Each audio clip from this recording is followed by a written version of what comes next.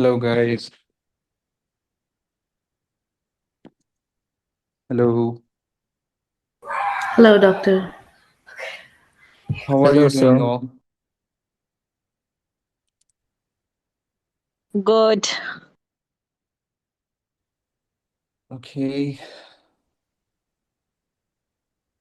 So today we are starting cardiology. How is your health, sir, now? I'm good. Thanks for asking. Yeah, sure, sir.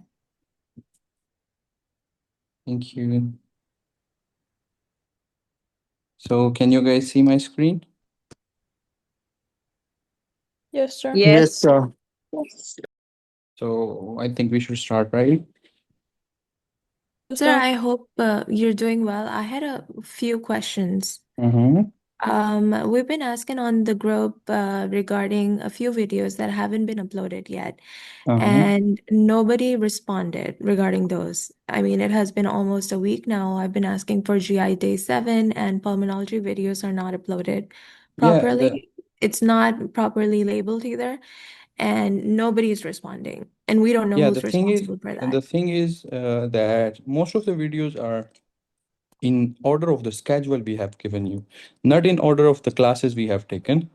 Like if we have like if for example, if I took the day one classes, today we have almost 35 to 39 questions, right?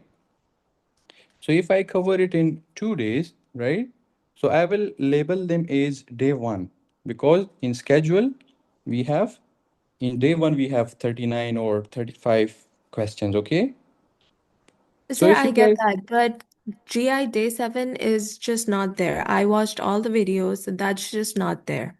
so It's not updated completely. so you And are then saying, with yeah, pulmonology videos, few of the videos are still not there. And we just kept asking. I went through them and they do not comply with the schedule that you've given us. So how are we supposed to do like those I have questions if you I haven't have uploaded the video? yeah, like I have gone through the MSK videos.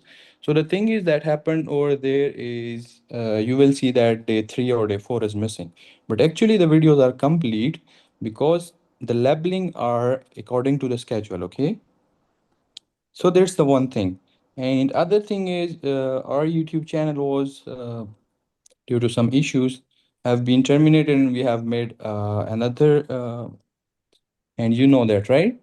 So maybe due to these problems, you guys are facing some issues. And the previous channels was almost for 3 years we had, and we didn't saw that thing would happen.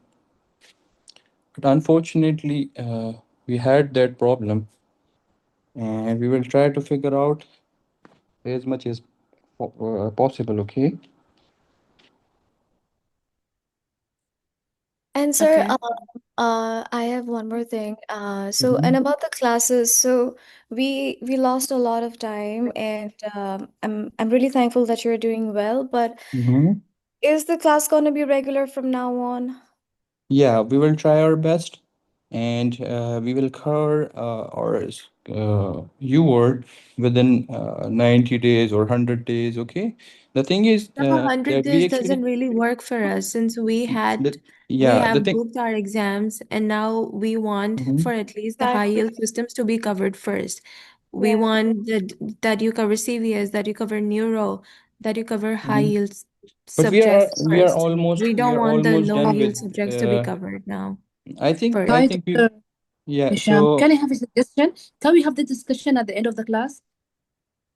Because yeah, it will be but a long class let and me for us, answer the this time one, period. and we will discuss. Okay. Yeah. So the thing is, I think we will cover our course within a month, because we have like 10 days for cardio, 10 days for neuro, and MSK. Okay, and the minor that remains will be covered along with it. Okay, so almost within 30 days your course will be complete. Okay. We already did MSK. Sorry, reproductive. Okay. But Hemong, Yeah. So we have cardio, neuro, and hemo. These three major systems are remaining. Okay, so almost 30 to 35 days it will take. Okay, so Yes, sir. yeah, Thank you. let's start. Sorry, what Anyone? what about biochem? Yeah, biochem will be done by Dr. Ikram. Okay, don't worry Okay. about it. Yeah, anyone? Sir, I can read. Okay. This structure is represented by which of the following labels shown in the chest CT scan below. A Mhm. 55-year-old man is brought to the emergency department due to shortness of breath, productive cough, and confusion. His wife mentions that last week he was diagnosed with the flu and his symptoms have progressively worsened. Temperature is Sorry, 39.4. you're not audible. Sorry, sir. Anyone else? Temperature is 39.4. Blood pressure is 80 upon 50. Pulse is 120 and respiratory rate is 22. Hello. Hello?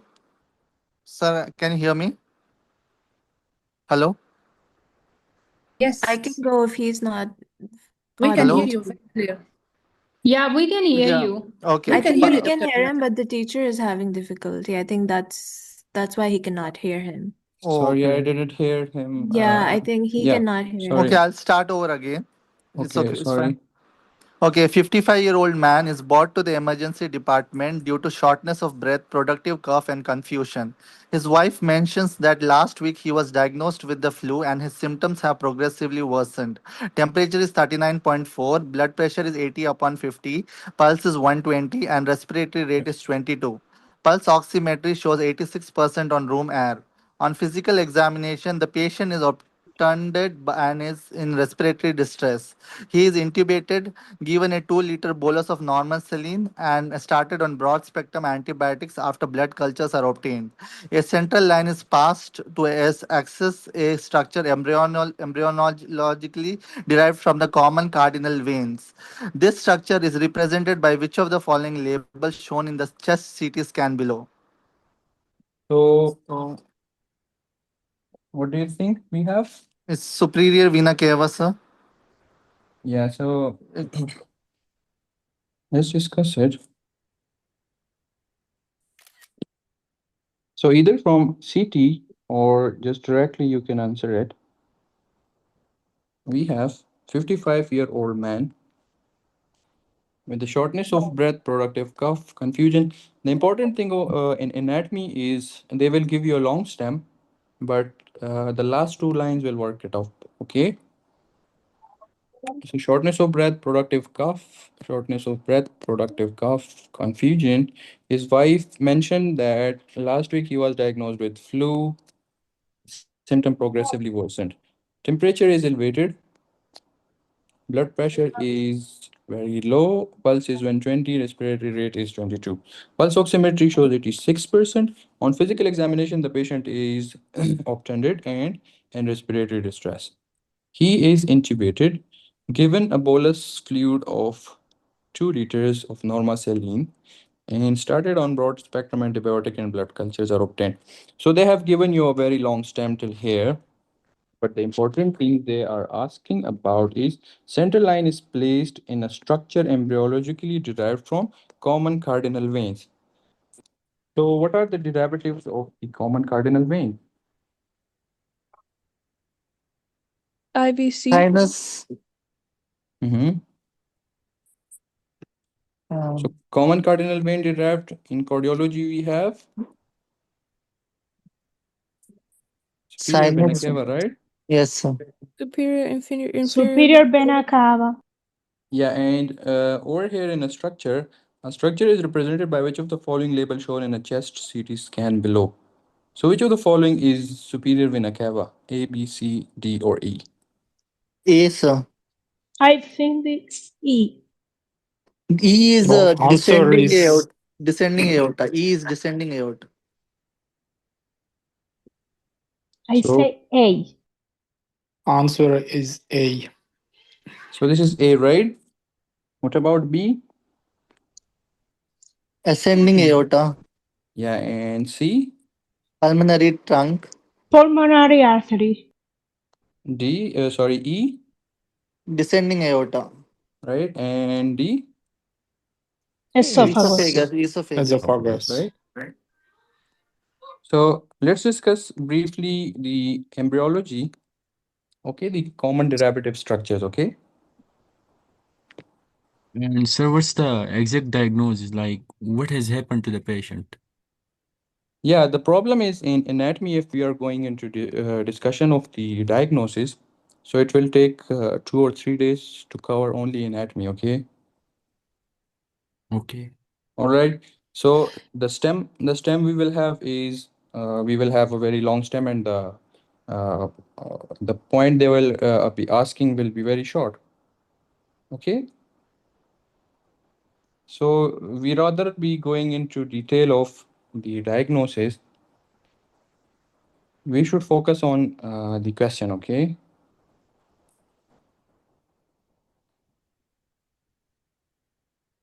Okay, sir, I got your point. So if we look into the blood pressure, so he is in a shock, right?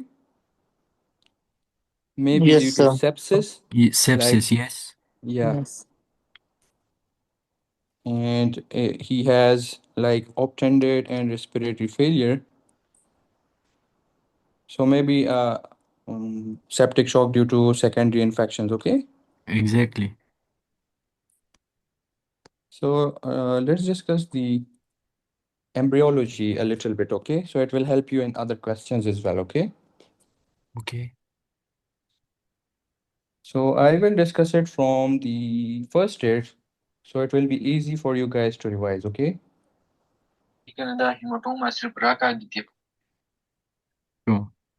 Yeah, so Obesity ki hyperdensity shtiga na مذاكرة ماشي كمان وشي اكتسابات كلهم زي ده can you guys please shut off your mic?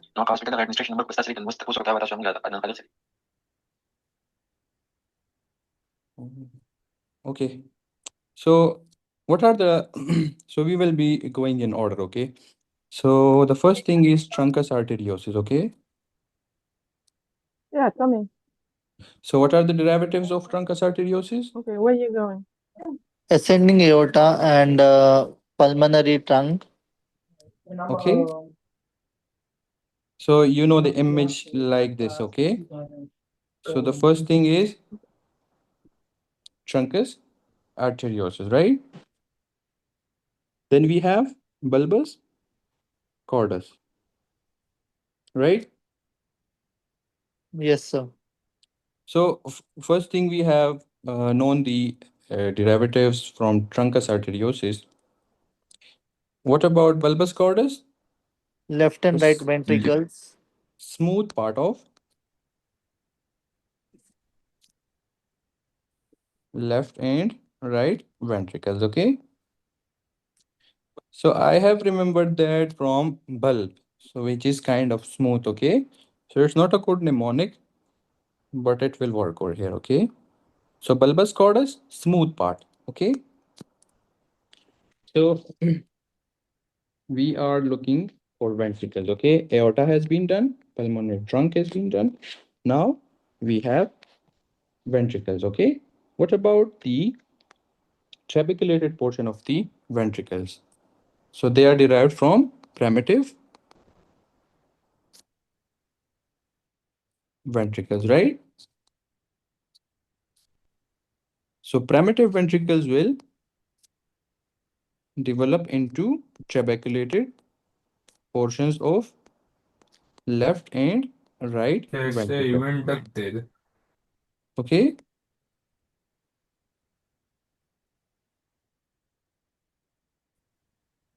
Now ventricles are done. So bulbus cordus and primitive ventricle. Okay. What about atria? Where do the atria derives from? So primitive atria will be developed into trabeculated same like ventricle. Okay. So it will develop into primitive atria and sorry, the primitive atria will develop into trabeculated atria of both left and right, okay? Now, what about smooth parts of atria? Right side of sinus venosus. Yeah, so right side of sinus venosus will develop into only the right atria smooth part, okay? All right. Okay. And what about the left atria smooth part? It will derive from Primitive primitive pulmonary pulmonary vein. vein, okay? So how do you guys remember all these? So if this is a structure we are deriving from, so the first thing is truncus arteriosus, okay? And you will see aorta and pulmonary trunk from here, okay? All right. Okay. The primitive ventricles and primitive atria both are developing trabeculated portions, okay? Yes. Now we have bulbus cordus over here. So the bulbus cordus is developing primitive, the smooth part of the ventricles. And I have Ventricle. told you the bulb is kind of smooth, okay? And the last, we have coronary sinus, okay? So the right side of the coronary sinus develops into primitive atria of right atrium, okay? So only the right atrium. All right.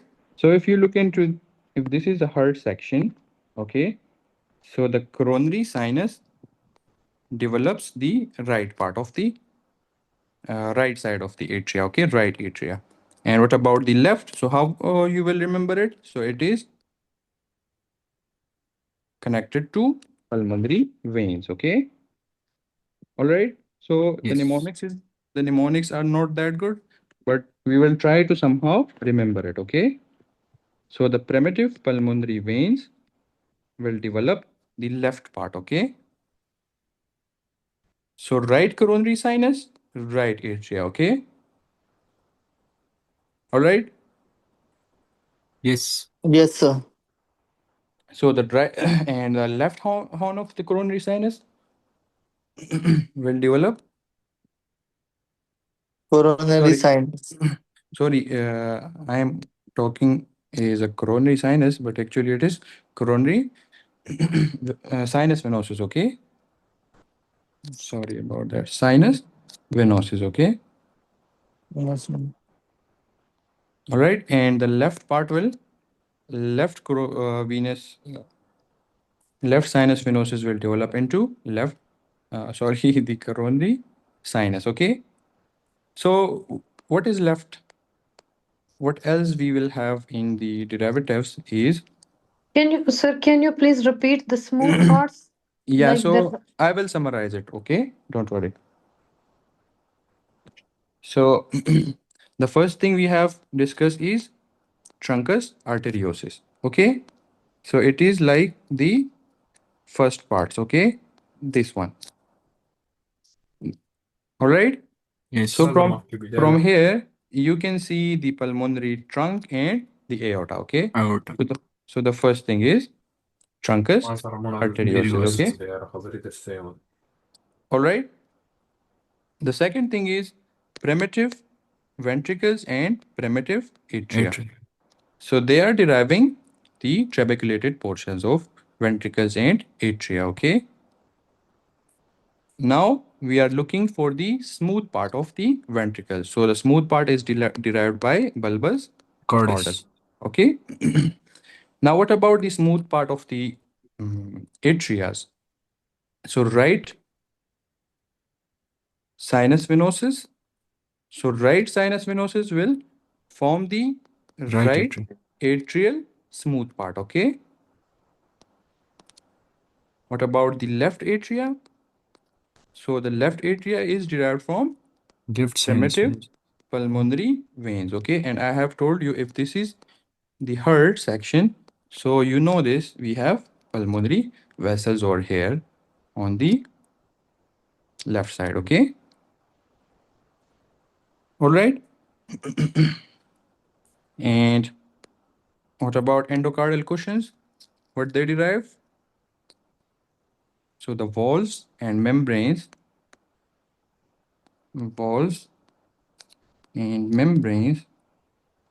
of heart are derived from endocardial cushions. Okay.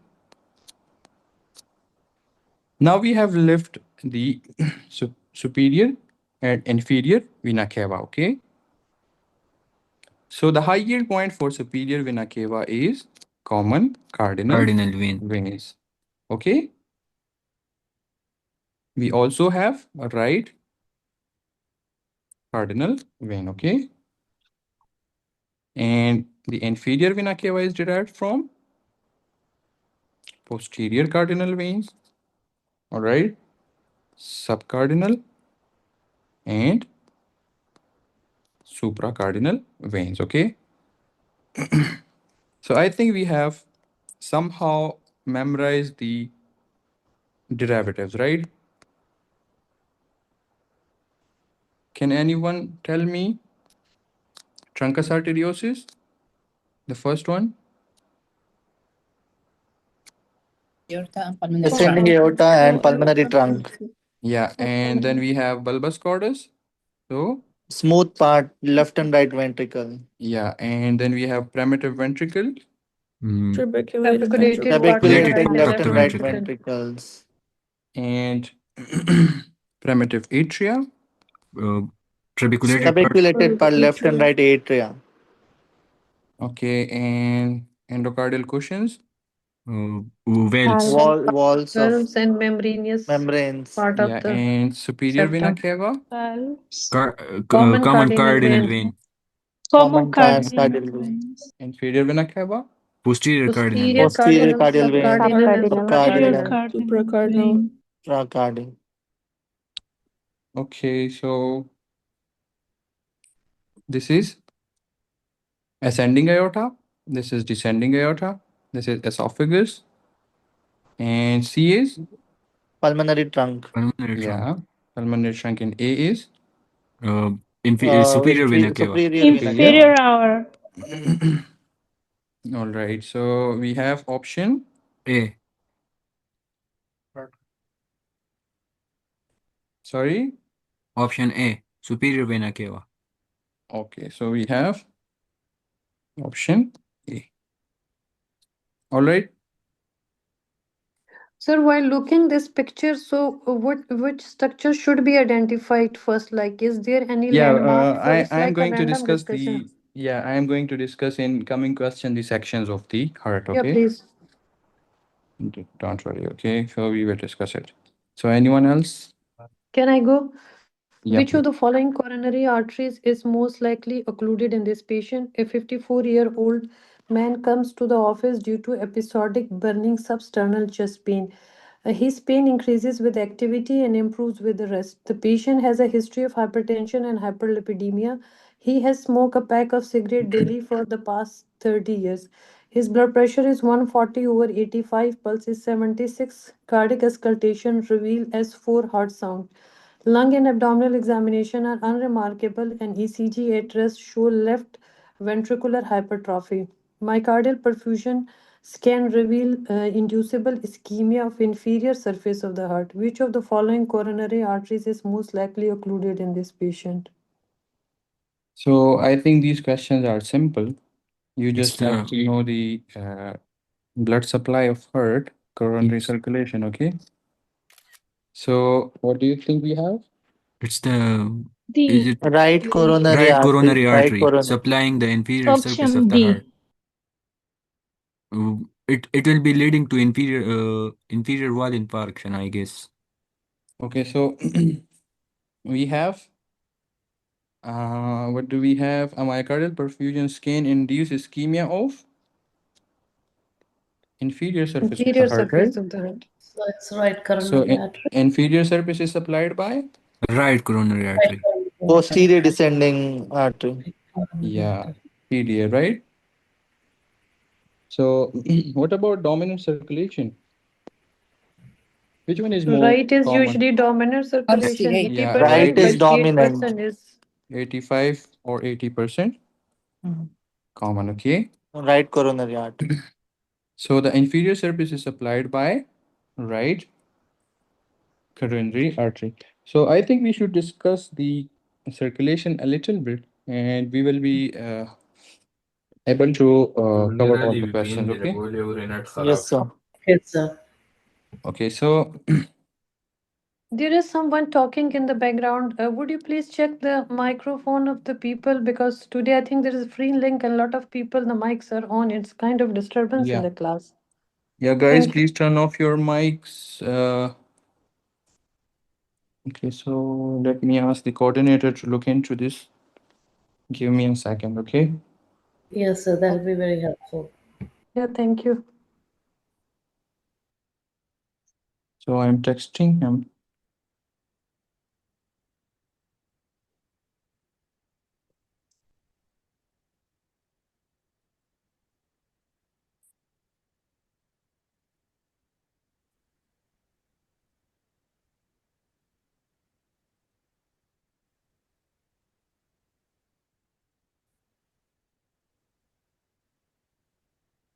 Okay. So let's discuss the coronary circulation, and we will try to remember the high yield points. Okay. So from you root of aorta, we have. So be with me, guys. Okay. Okay. So right coronary artery, right, and left main supply of. Now we have LAD, you know these, so I'm going it through these quickly, okay? And lateral circumflex, right? Yeah. So what are the branches of the RCA? So the important one is PDA and Yeah. marginal branches, right? Yes. So PDA is supplying inferior surface of the heart, right?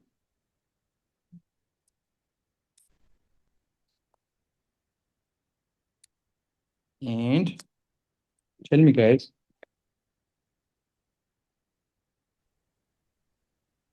posterior, are you guys there? Yes, doctor. Posterior, 1/3 of Yes, the sir. Yes. Yes. Interventricular septum interventricular septum, okay? and posterior papillary muscles. Yeah, and posterior,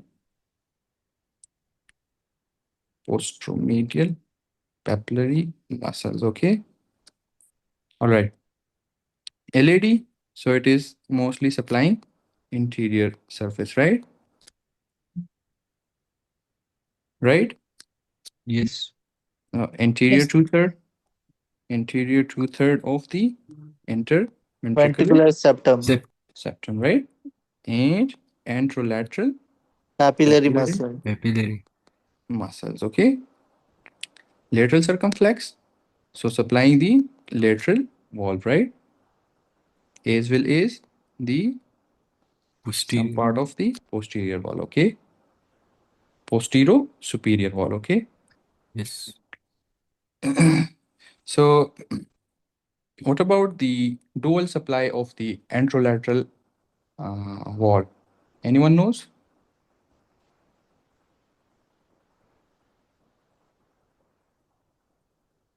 Guys, No idea. so we have the, let me check the slides so it will be easy for you. Is it due to the marginal arteries? So let me see. Yeah. So the easiest thing to remember is anterolateral, right? So the anterior surface is supplied by LAD, Mm. right? I'm Yeah. talking about the anterior surface of the heart, okay?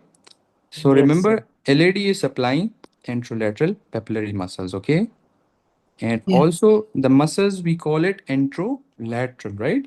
So the LCX also supplies the from lateral, you can remember it, okay? So we have dual supply to the anterolateral papillary muscles, okay? And compared to the posteromedial, we have only PDA supplying it, okay? All right. Yeah. Yes, sir. What about the SA node and AV node? Marginal. PDA. AV node is PDA. And SA node? RCA. Yeah, so the SA node is supplied by RCA, okay? Yeah. So if we have left dominant or right dominant, the SA node will not be changed, okay? The supply is from right coronary artery, okay? Okay. But if we have the dominance is changed or we have left dominant, so the PDA is from, then PDA is from LCX, right? So the AV node supply will be from LCX, okay? So what You is the guys, normal supply of AV node? so the normal supply is, we have, the common is right dominant, right?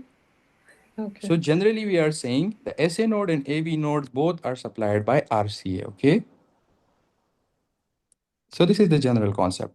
But Even the, in case of dominant, yeah, so the even point, even in case of left dominant, the SCA node will be the remaining the same. Like yeah, it will be supplied by RCA, but only the difference will be between the AV node. AV node, Like right, you're right. So because the AV node is supplied by a branch of RCA, which is PDA, okay? Got that? Yes, sir. Okay, so what about the right ventricle? So I will show you a picture for the right ventricle in other parts, okay? Like, okay, I will show you the picture. That will be easy for you. So I am not confusing your hair, okay? So now you know some of the basic coronary supply, and we will repeat the high yield points of that, okay? So now we have the inferior surface of the heart, ischemia of the inferior surface of the heart, all right? And the inferior surface we have discussed is supplied by PDA, which is normally a branch of right coronary artery, okay? All right? Yes, sir. So if they Yes, have doctor. if they have given you a case of left dominant, so it will be a branch of LCX, okay?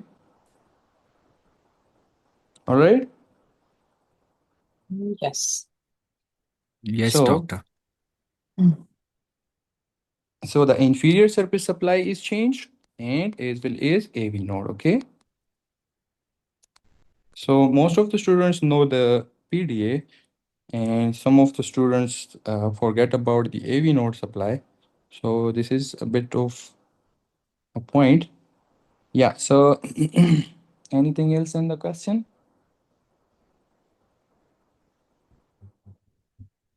So if we look into the stem again, we have, sorry, pain increases with activity and improve with rest. So we have, sorry, Stable angina. stable angina, right?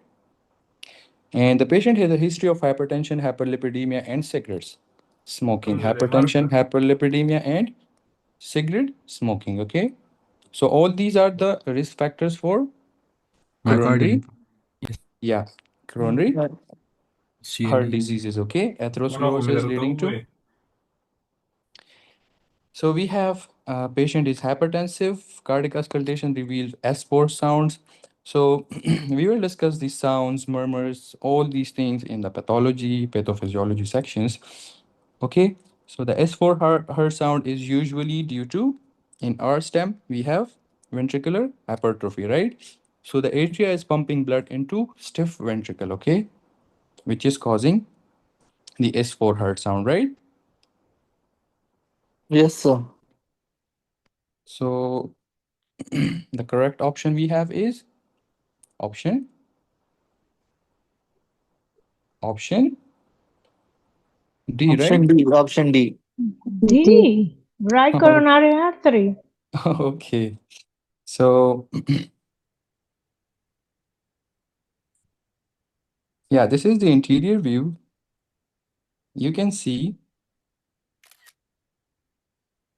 from the root of the aorta, we have the left coronary artery divided into left circumflex and LAD, okay?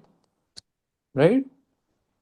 And from right side, we have right coronary artery, right marginal branches, and on the back weave, on the posterior weave, we will have PDA, right? So from the right side, we have PDA, okay? And the right coronary artery on the posterior side, we have the marginal branches, okay? All right? Yes.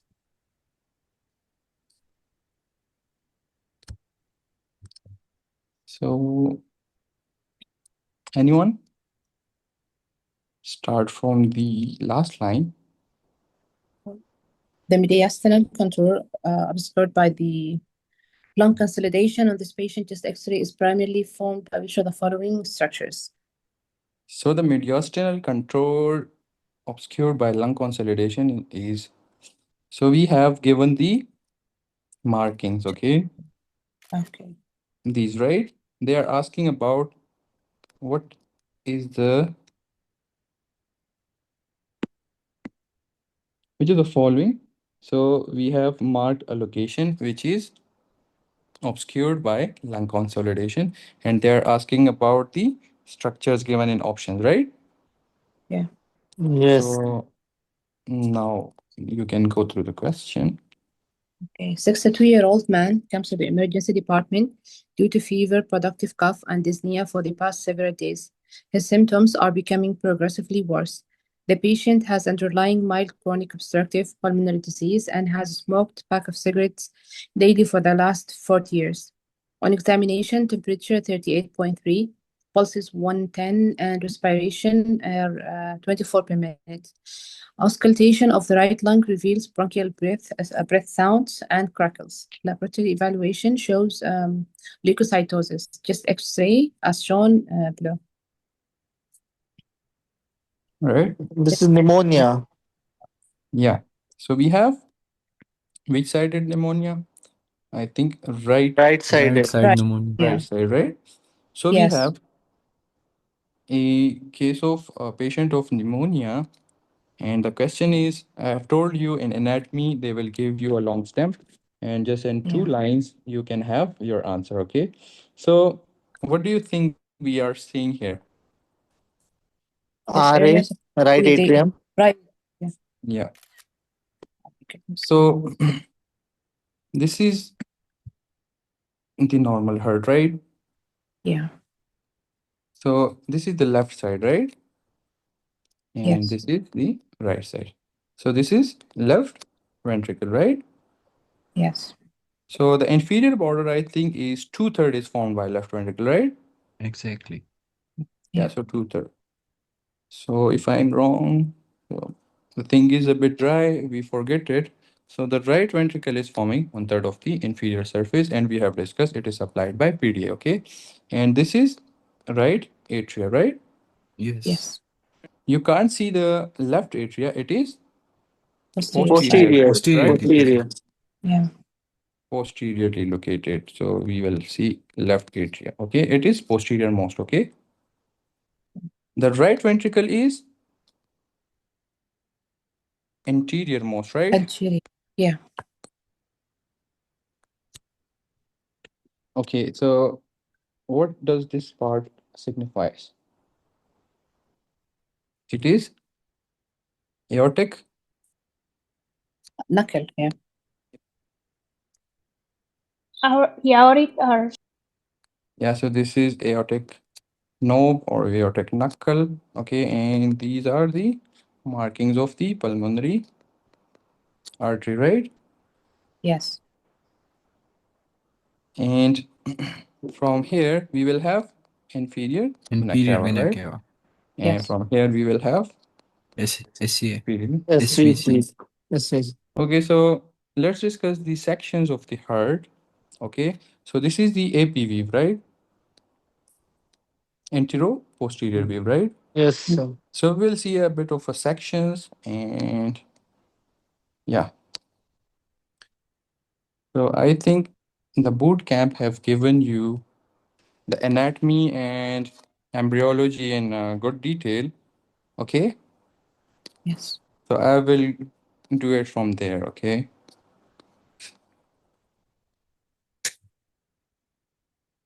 Yeah.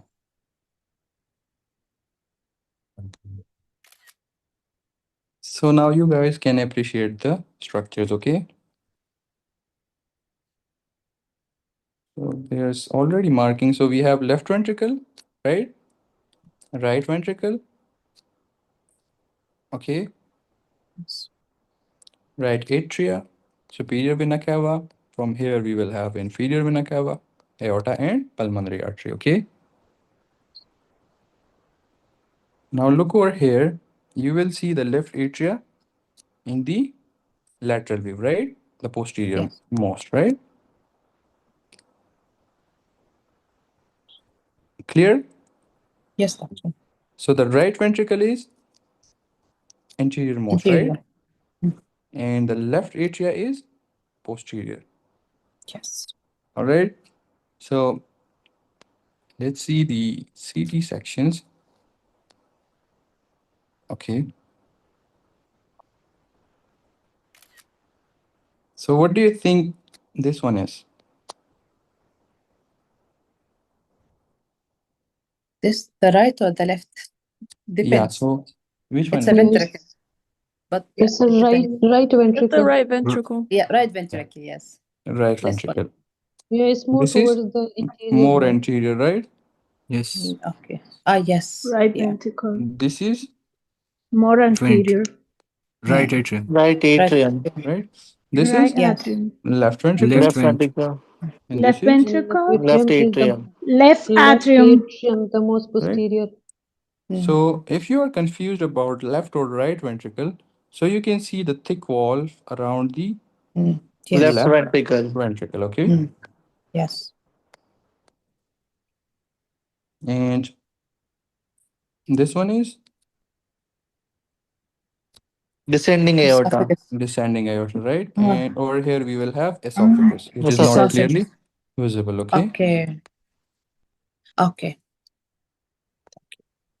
So in some questions you will see the enlargement of which part of the heart will compress the esophagus. Yes. Left Right atrium. atrium. Left. Left Left atrium. atrium. Left Left atria, okay? atrium hypertrophy. Yeah. So you can remember is that left atria is left behind, okay? Okay. So left behind, okay? This is how you can just memorize it, okay? All right. Okay. Yes, sir.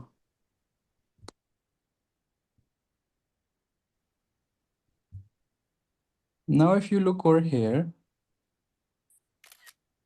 you have again the same wave, right? So in this, like in this cross section, there is heart so that we can identify it, the chamber of the heart and what are the structure interior, posterior and surrounding relations. But as you Yeah. compare to go on the other picture next to the same you showed, there is no Mhm. heart. So how can we, like I'm wondering about like how can first identify these vessels, like which one is the aorta, which one is the inferior vena cava. So Yeah, can you so please tell me a landmark for those yeah, ones? so what do you think we have? Like if this is the cross section of the heart, right? So this is right side, right? Right Yeah. atria, right RA. RV. ventricle. Sorry, left LA. atrium and LV. left ventricle, right? So what drains here? Inferior It vena is cava Superior vena superior cava. vena cava. and And inferior vena here, cava. Inferior sorry. vena. Inferior vena cava. So on right side of our body, the venous system is mostly on right side of the body. The first point. Okay. Okay. So if we are looking into aorta and vena cava, so aorta will be on left side, okay? Yes, sir. And vena cava will be on right Right side. Right side. side. How will you remember it? Simply, right atria is superior vena cava is draining into right atrium, okay? The other thing is, sometimes we confused it, like the aorta is coming out of left ventricle, right? Right? Yes, Yeah. sir. And it is going like this, okay? Yes. We are So becoming first, our yeah, so you will see ascending aorta on right side. This is ascending aorta, right? Hmm. Got this? okay. And you will see descending aorta on Left side. left side. All right? Okay. Yes. And what about bronchus? So you will see a hollow structures, okay? Like air in it, okay? Black color. Yes, All sir. right? So I will show you more pictures and we will discuss it more, okay? And in Okay. case of pulmonary embolism, we give contrast, right? Yes. So the pulmonary trunk you will see is white color, okay? Because of the contrast. So now you can see,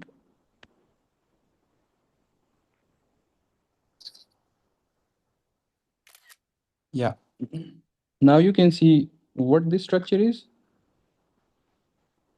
This is pulmonary trunk. Pulmonary trunk. Pulmonary trunk. Yeah. And if you see, we have an emboli over here, but it's not related here, so I'm not going to discuss that. Okay. Okay. What do you see over here? Bronch. Bronchus. Bronchi. Bronchi. Left hand? Bronchi. Right, Right Right bronchi. bronchi. bronchus. Okay. Mm. And what's this structure? If this is Uh, aorta, Ascending. if this is aorta, so is it Yes. ascending aorta or descending aorta? It is Ascending. descending. Ascending. Descending. It's descending. It's towards the left side. It's right side. It's right side. Oh, sorry. Right side. Right. Ascending. It's Yeah, so this is Ascending only. Ascending. ascending aorta and this is descending aorta. Okay. Ascending. Yeah. All right. So this is how you will be easily able to point out the high yield structures. No need to go into great details. Okay. Okay, thank you So very much for the clarification. Thank you. yeah. Now let's see what else we have. Yeah. So I'm interested in this picture. Okay. Are you guys able to see it clearly? Yeah. So we Yes. have again the intro posterior view, right? Yes. APL.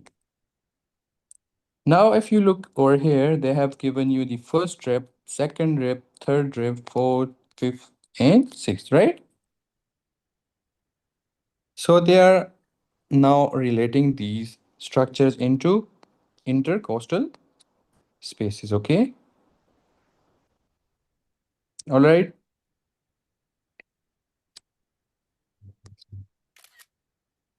So if you look over here, this is right ventricle, right? And this is left ventricle, right? Guys, be with me. Yes, sir. I'm with you, doctor. And this is the sternum, right? Yeah. So if we have an injury, penetrating injury over here, medial to the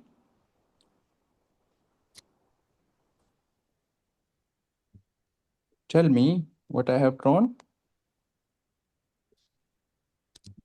Sternum. Yeah. Sternum. So if we have Ah. an injury medial to the sternum in a third and fourth intercostal space, so we will be injuring right ventricle. Okay. Mm. Right Step. ventricle. So and where do we hear the apex beat? Fifth intercostal Fifth space. intercostal Fifth space, right? intercostal space, Mid-clavicular mid-clavicular line. line. Mid-clavicular line. So this is mid-clavicular line, okay? And approximately fifth rib. So this is fifth intercostal space, okay? All right. Yes. Yes, So sir. if the injury is mid-clavicular line, fifth intercostal space, so we will be injuring left ventricle, right? Yes. Yes. And mostly if the injury is medially, right? Yeah. And if the injury is laterally, even the question will give you fifth intercostal space, but if they mention the lateral, so it will be injuring lungs, Lungs. Lungs. right? So from the AP view, now you can understand how the injury questions will be solved, okay? Now let's come back to our topic. Yeah, so what do we have? Right? Atrium.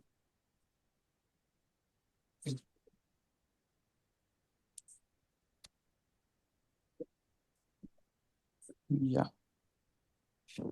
Anyone, please?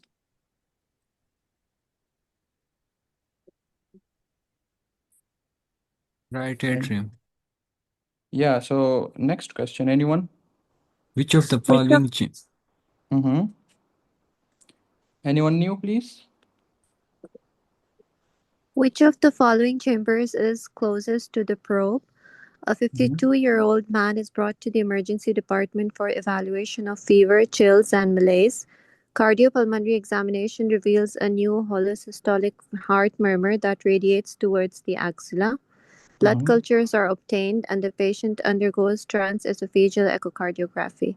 The Mhm. ultrasound probe is placed in the mid esophagus facing anteriorly and the cardiac chambers are interrogated. Which of the following chambers is closest to the probe? So, what do you have? What do you think? left atrium? Left Left Left atrium. behind. No. The left left atrium. atrium. Left So I atrium. would like you guys to go through the questions, not directly to the answer. Okay. So everyone will understand this time. Okay. Yes. Left ventricle. Yeah. So we have holosystolic murmur that radiates to axilla. Blood cultures are obtained, and the patient undergoes is transesophageal echocardiography. Okay. Yeah. So transesophageal echo. Okay. And we have placed in ultrasound probe placed in the mid esophagus facing anteriorly, right? Anteriorly. Yeah. So Yeah. anterior to the esophagus, we have heart, right? Trach. Yeah. Heart. Her. And posterior to esophagus, Trach. Yeah. and down below mid esophagus, we will have descending aorta. I will show you the picture, okay? Don't worry. Okay. So the cardiac chambers are interrogated. Which of the following chamber is closest to the probe? So, you know, we have discussed the lateral view, right? So this is how the heart is placed. This is right ventricle, okay? This is left ventricle, all right? This is the Yes. sternum, okay? And this is left atria. I've told you the posterior most portion, right? And this is esophagus. Exactly. And we are looking From by here. probe anteriorly, okay? So the probe is looking into heart, okay? Got this question, guys? Yes, Yes, sir. sir. Yes, sir. So what do So you think? What? what's the diagnosis in this question? Yeah, so they are Mitral regurg. confirming the, I yeah, think mitral Mitral regurg. Mitral regurgitation. regurgitation. Yeah. yeah. Regurgitation. So why do we do transesophageal echo for mitral regurg? First. So if this is a heart, this is right atria. Sorry, this is Left. left atria, Left atrium. and this is left ventricle, and this is atria will be enlarged. this is mitral valve, right? Mitral valve. Yes. And if you look in the lateral view, so the mitral valve is over here, right? Yeah. So the best way to look into the mitral valve is through Esophagus. transesophageal Yes. echo. Esophagus. And transthoracic echo, this is more of posteriorly located. So the best way to look into the mitral Tricuspid. regurg is through esophagus, okay? Yes. So because of the holosystolic murmurs that are radiating to axilla, so I will discuss the murmurs with you guys, but the point over here is they are looking for mitral regurg, okay? All right? Yes, thank Yes. you. And the probe is looking anteriorly, okay? Actually. So we are looking into left Left. atrium, okay? And remember, the left atrium part is, the left atria is left behind. Yes. From Okay, this mnemonic, I learned it from you, sir. Thank you for this. thank you. Thank you so much. So the mnemonic is not that good, but most of the time we forget the left and right part. In case of cross section, you will see the large papillary, sorry, the large ventricular muscle, right? So you will remember this is left ventricle and this is right ventricle. Okay, and for the left atria, you will remember it like that. Okay,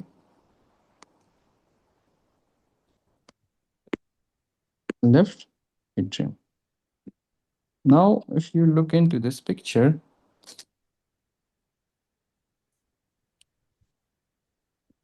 can you see it, guys? Yes. So this is mitral valve. This is left atria. This is left ventricle. This is right ventricle. Okay, and posteriorly we have Right atria, sir. You have written sorry, that's ventricle or right atria? this is right ventricle, Oh, anterior okay. most, Okay. and a thick Yes, sir. ventricular Septum. septum. Okay, and posteriorly we have descending aorta. Okay, But we can't appreciate right atrium over here. yeah, because it's laterally, right? Yep. And if you the right atria will be somewhat like this. Okay, on that side. Yes, Okay, sir. Yes, sir.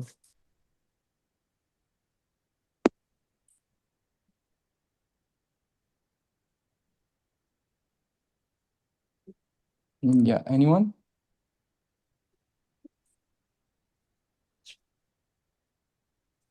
And the mid should start, or which of the following structures will be best visualized with the prob's no orientation?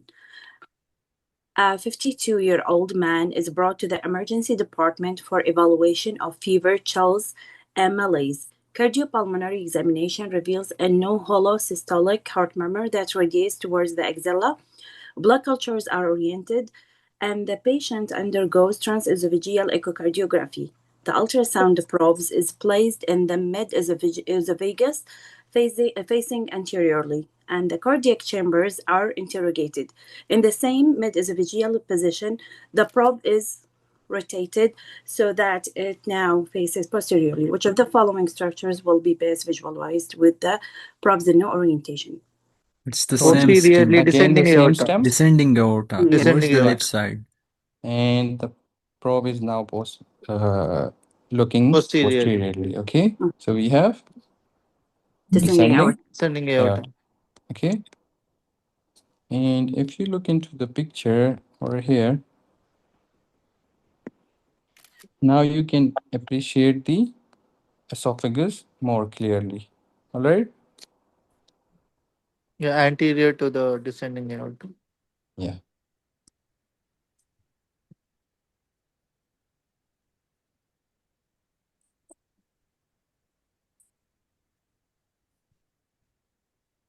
Yes, guys. Please go on. Which of the following arteries is most likely affected? A 66-year-old man comes to the hospital due to sudden onset chest pain and dyspnea. The patient has a history of asthma and gastroesophageal reflux disease, but says his current symptoms feel different than what he usually experiences. An ECG is consistent with ST elevation myocardial function, and an emergent cardiac catheterization is performed. Evaluation of the left and right coronary arteries reveal left dominant circulation. A stenotic region is identified in one of the coronary vessels just before the origin of the artery supplying the AV node. Which of the following arteries is most likely affected? So Right coronary artery. Left circumflex. Left AV circumflex node. because it's left dominant. Left right Left coronary. dominant circulation. Yeah, so we have chest pain, dyspnea, history of asthma, GERD, and an ECG is consistent with ST, STEMI, okay, ST elevation, MI, okay. Cardiac catheterization is performed. Evaluation of the left and right coronary arteries reveals left dominant Dominant circulation. circulation. So if you guys have like a question, which ventricle is anterior most? And the second question is which dominance, coronary artery dominance is most common? Okay. So in both cases, you have to, if you Art. guys choose right in both cases, so you guys will be right. So right ventricle and right Coronary. dominance, okay? Dominant. So in both cases, if you guys choose right, you will be right. So this is how you can remember it. The right is always right, okay? Now we have left dominant circulation. So in case of right dominant circulation, PDA is derived from right coronary artery. In case of left dominant circulation, PDA is derived from left circumflex. And in case of AV node, PDA is supplying AV node, okay?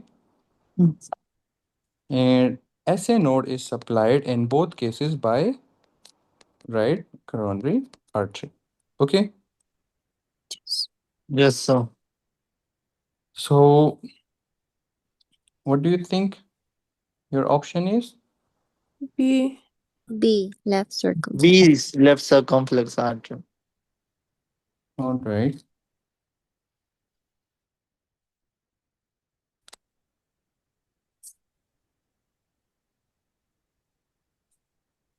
Yeah, anyone? Which of the following is most likely earliest site of electric activation? 35-year-old previously healthy man is evaluated for several episodes of syncope in the past 6 weeks. Physical examination is unremarkable. Echocardiogram show no structural heart defect. In electrophysiological studies performed during which a catheter are passed into the patient's right and left atrium to record atrial electric potential. Cardiac monitor currently shows normal sinus rhythm. Which of the following is most likely earliest site of electric activation? So what do you think we have in a stem? About the electric potential, like they want to ask which is Cardiac the initiating. conduction. Yeah, Yeah, so which so one is the initiating point for the cardiac conduction? we have normal physical examination. Echo is normal, right?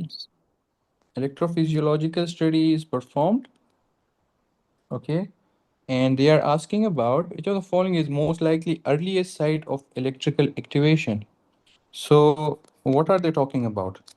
Right It's about atrium. the SA node. Yes, Right no. atrium or near Right the atrium. opening up in superior vena cava.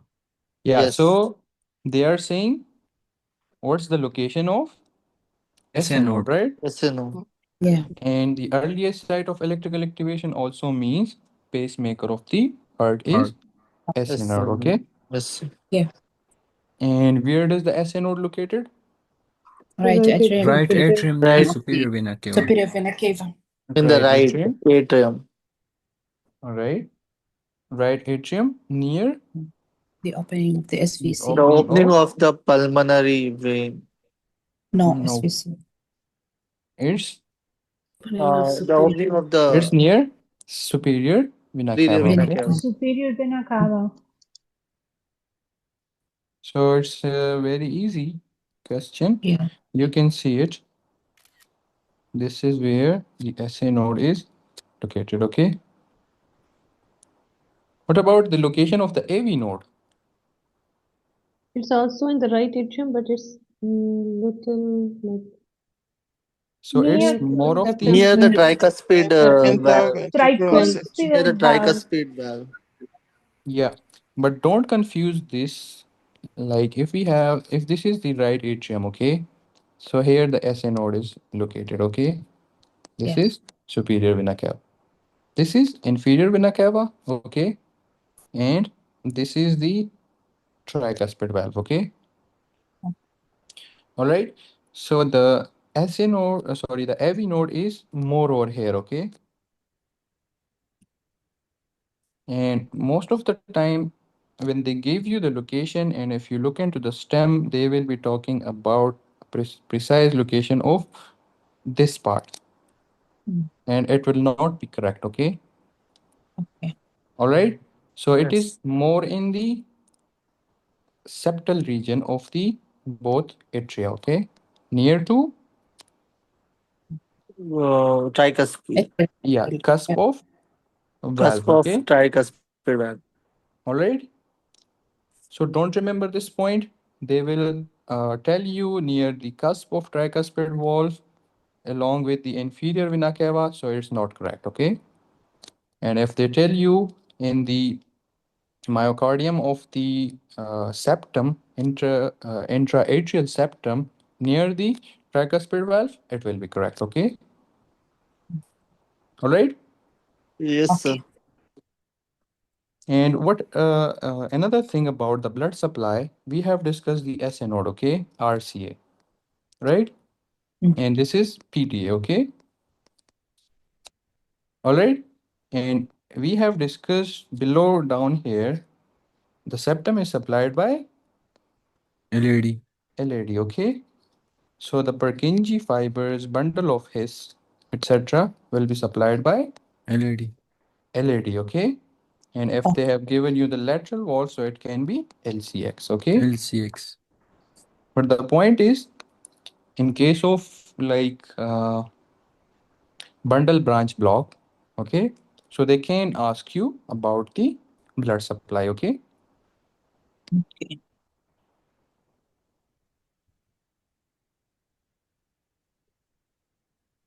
Yeah, anyone? Mm-hmm. Which of the following most likely explains the findings in this patient? A 56-year-old man is brought to the emergency department due to sudden onset severe chest pain. Blood pressure is 88 over 56, and pulse is 83. On physical examination, the patient is in moderate distress. The jugular veins are distended. No murmurs or extra heart sounds are heard on cardiac auscultation. The lungs are clear to auscultation. ECG shows evidence of ST segment elevation, myocardial infarction. Bedside echocardiography reveals contractile dysfunction of a large portion of the right ventricle and normal function, with the entire left ventricle consistent with myocardial infarction involving only the right ventricle. Percutaneous coronary intervention with coronary angiography is performed and shows thrombotic occlusion affecting one of the major coronary arteries.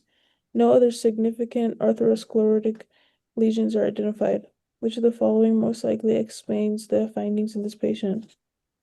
It's So, so let's discuss the stem. So what do you see, and what are the things you can point out in the stem? Is it a right heart failure? Because the jugular veins are distended. So Right-sided MI. Yes. Stem sorry. And it's a right heart myocardial infarction. Yeah, so the diagnosis is right ventricular MI, okay? Yes, sir. Now look into the stem again. We have contractile dysfunction of the large ventricles. Sorry, large portion of the right ventricle and normal function of the entire left ventricle. So we have right ventricle is affected, right? And the left ventricle is Normal. The entire left ventricle is normal, okay? All right. Yes, sir. So we have done the percutaneous intervention for coronary angiography. Shows the thrombotic occlusion affecting major coronary artery. No other significant atherosclerotic lesions are identified. Which of the following is most likely explain the findings in this patient? So we have Right coronary. only right ventricle only. They're left dominant. Am I? Mm. All Left right. dominance. So what do you think normal conditions in case of right dominance?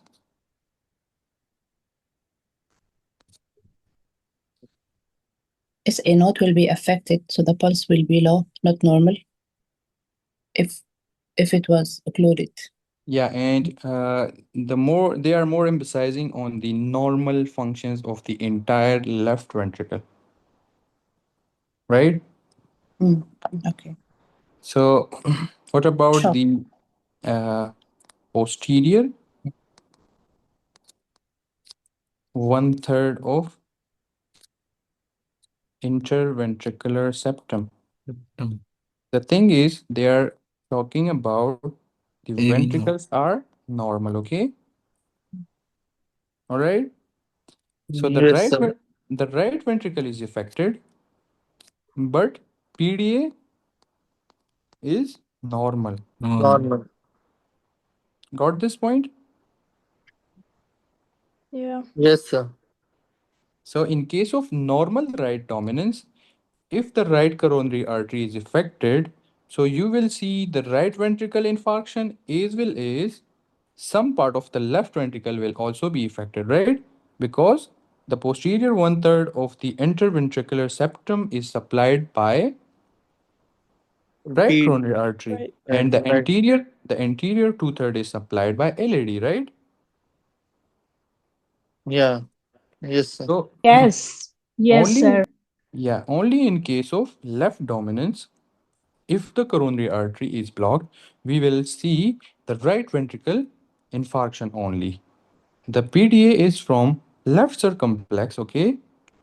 So the posterior 1/3 of the interventricular septum will be normal. So let me show you the picture so you will get it clearly, okay?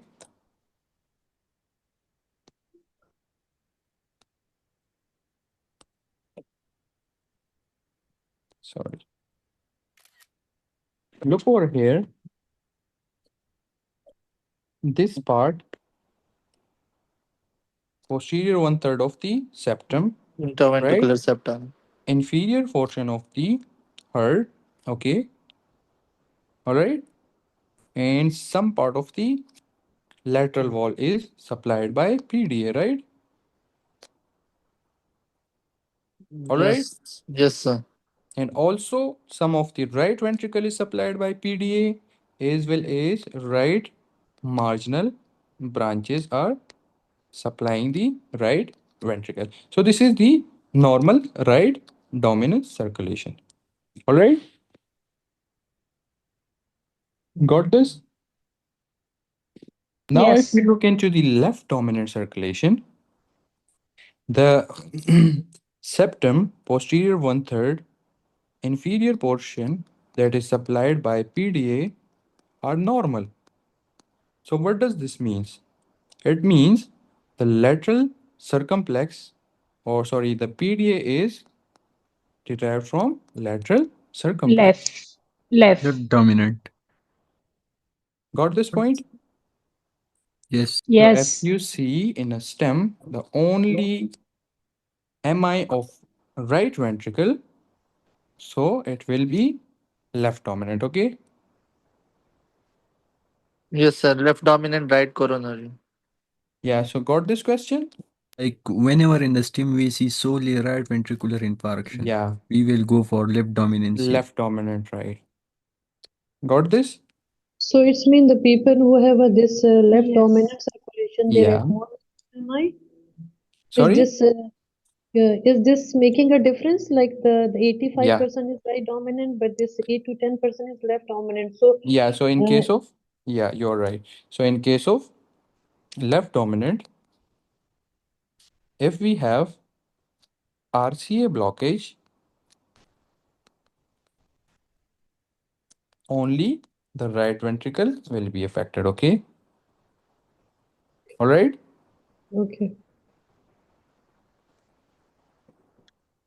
Got this? So the dominance is left, but the LCX is normal. Okay. The LCX is normal. So the PDA is normal. Okay. That's why we have normal functions of the entire left ventricle. Got this?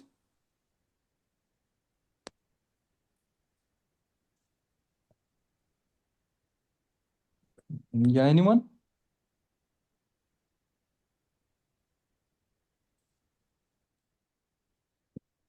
Anyone, please? The pressure reading from the procedure most likely corresponding to which of the following pressures? A 56-year-old woman is evaluated for fatigue and dyspnea on exertion. Past medical history includes hypertension and systemic sclerosis. Blood pressure is 135/80, and pulse is 68. Cardiac examination reveals loud second heart sounds with no murmurs. Lungs are clear to auscultation. Further evaluation with catheterization procedure is performed, during which a balloon tipped catheter is advanced into the pulmonary artery. A branch of the pulmonary. There is some noise. I don't know. Sorry, guys. Someone might. Yes, I don't know. Yeah, I think keep on. Adiyeme something. So a branch of the pulmonary artery is occluded by the balloon, and the pressure beyond the point of occlusion is measured. The pressure reading from the procedure most likely correspond to which of the following pressures?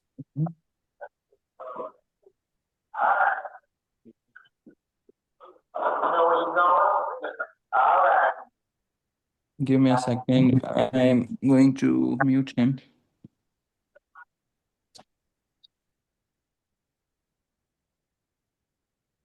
Sorry, guys.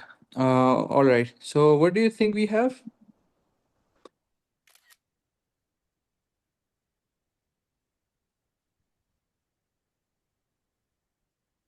He's 6 years old, fatigue and dyspnea, like heart failure. Mm-hmm. Yeah. And what are they asking about? The pressure. So it's an anatomy also, but regarding the pressure, in which So we have pulmonary wedge pressure.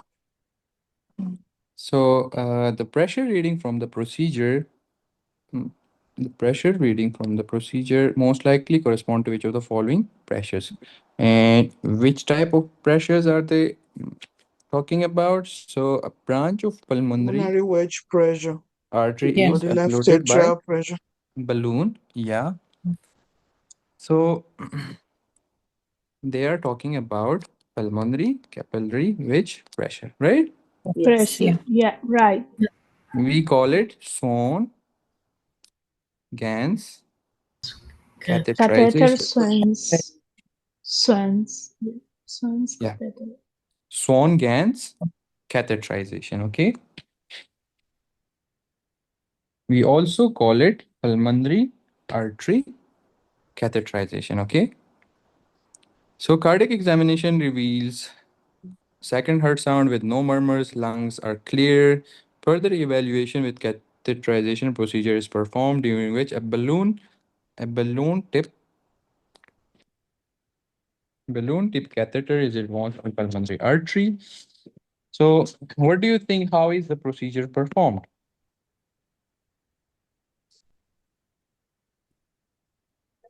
Anyone knows? Is it going through the veins? Yeah. I think they go Like through the is it the Around the pulmonary point. femoral vein or something? So Sort we of call it, avian. it is a type of venous catheterization. What else? So Measuring the left this is heart. the Left heart. atrial pressure. Right Okay. ventricular systolic pressure. Yeah. So we are going through the veins. Okay. So we are coming through the right atrium, Yes. through the inferior vena cava. Yes. Okay. So we can directly measure the right atrial pressure. Okay. Yes. Just by putting the Catheter. over here. Then from here we can go to Through the right tricuspid into the right ventricle. right ventricle, and we can Right measure the ventricle. right ventricle ventricular pressure. pressure. Okay. And from Yeah. here, We will go where through can we the go? pulmonary valve into the lungs. Pulmonary artery. Pulmonary artery. All right. And what are they talking about? The pulmonary artery is occluded by balloon. Okay. The So balloon. we are going in pulmonary artery and we are inflating our balloon. Okay. So if this is Yes. lungs, all right, and Yes. we have venous supply coming from lung to Left right, atrium. sorry, Left atrium. left atrium. Left atrium. So Left atrium. yeah, so the purpose of the procedure is, what do we want to do? If Check we the left inflate Measure the the Pressure. The left Pressure. atrial pressure. pressure Check the yeah, pressure. Measure the pressure. yeah, on the so left atrium. we are we are creating a static volume in this portion. Okay, so we are creating a static flow. Okay, all right. Yes. So by blocking the pulmonary artery and blocking the supply to lungs, we are created a static volume. Okay, so the whole purpose of the balloon inflation or blocking of the pulmonary artery is to create a constant pressure, sorry, a constant static volume, so that we can measure the left atrial pressure. Okay, Pressure. or left ventricular in diastolic pressures. But Okay, all right. yes, And this Yes. is a type of venous catheterization. catheterization. All right. So what other heart catheterization do you know?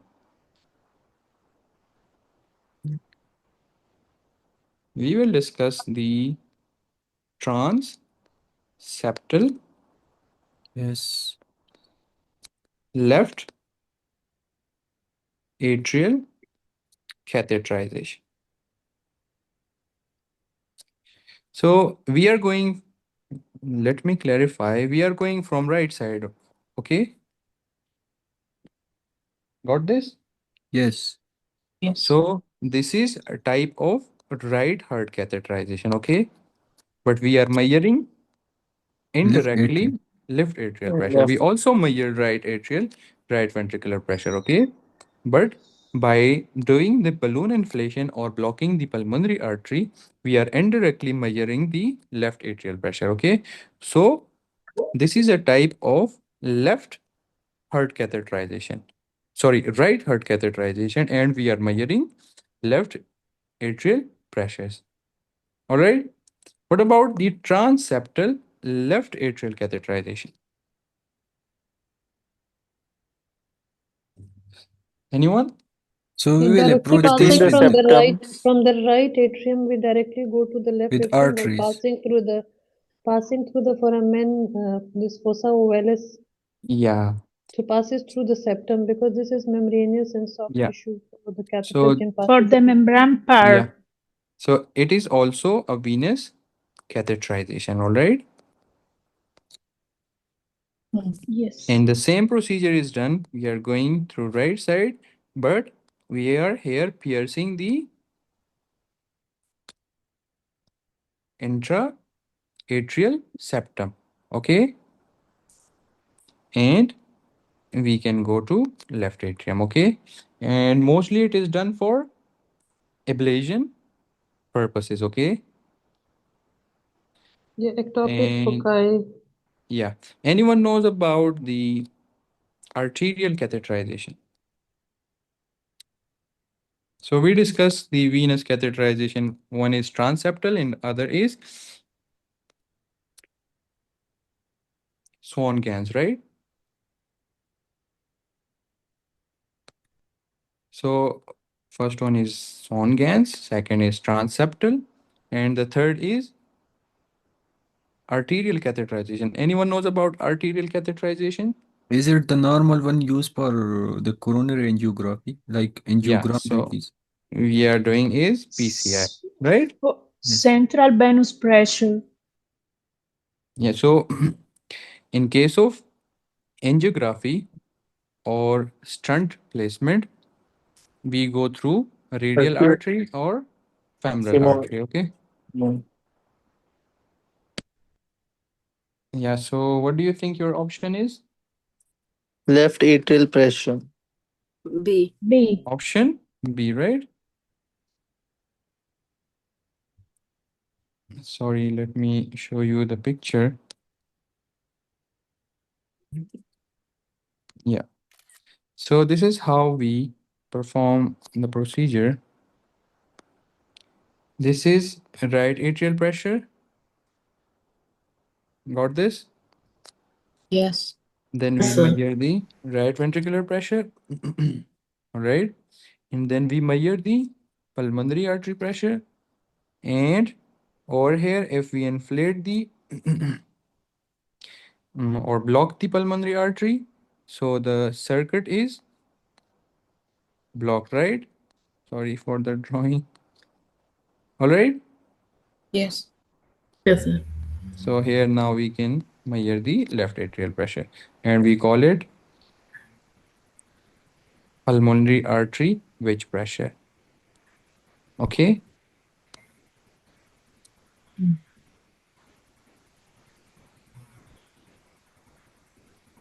And I will discuss the pressures tomorrow in physiology. Okay. Yeah. Anyone? Yes, sir. Give me a second. Sorry.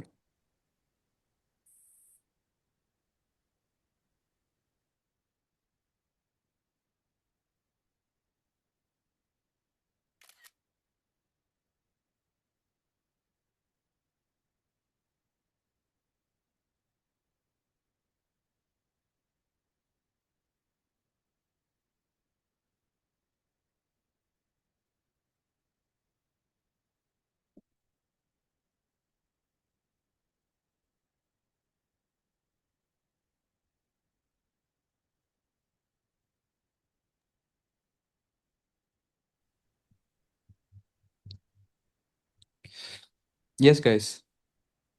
Can you hear me now? Yeah, if no one is going, I can go. Yes. Yeah. Anyone, please? So I'll read. Mm-hmm.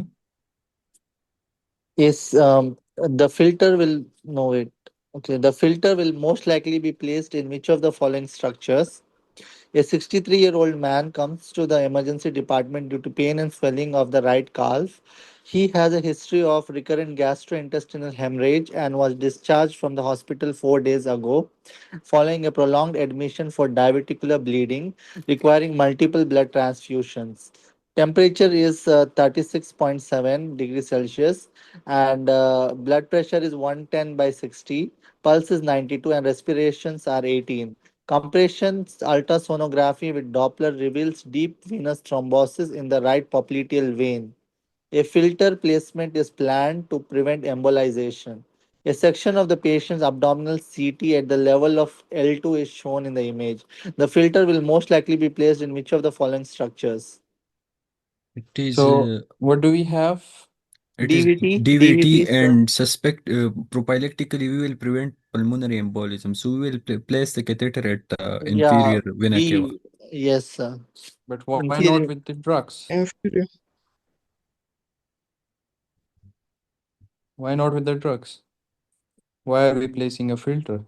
Because When sometimes there is the resistance, like the resistance or It is Contraindicated like sometimes. or there is risk of hemorrhage in them if we give Yeah, them. that's why I am constantly emphasizing on the going through the stem. Okay. Gastrointestinal hemorrhage.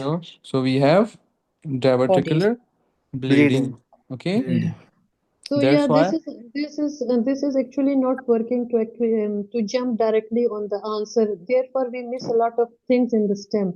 Yeah, And sir, that's why I am. can you Yeah, Yeah. please therefore, discuss the question by yourself because so Yeah. many people Yeah. are I'm doing. talking in one time and it's very difficult to concentrate. Yes, yes, Yeah, yes. I'm doing it two times with you guys. One is from your side and one is from mine. But I am emphasizing on the stem again for you guys when you are doing the question by yourself. So don't directly jump into the answers, okay? So don't worry, I will discuss the stem by myself as well, okay? yeah, please, thank you. Okay, so we have GI bleedings. That's why we are going to place a filter, okay? And we have a case of DVT, all right? So where do you want to place the filter? If we have DVT in the popliteal veins, IVC. Inferior vena cava. so we are placing it in IVC, right? And now if you look into the CT, what do you think we have?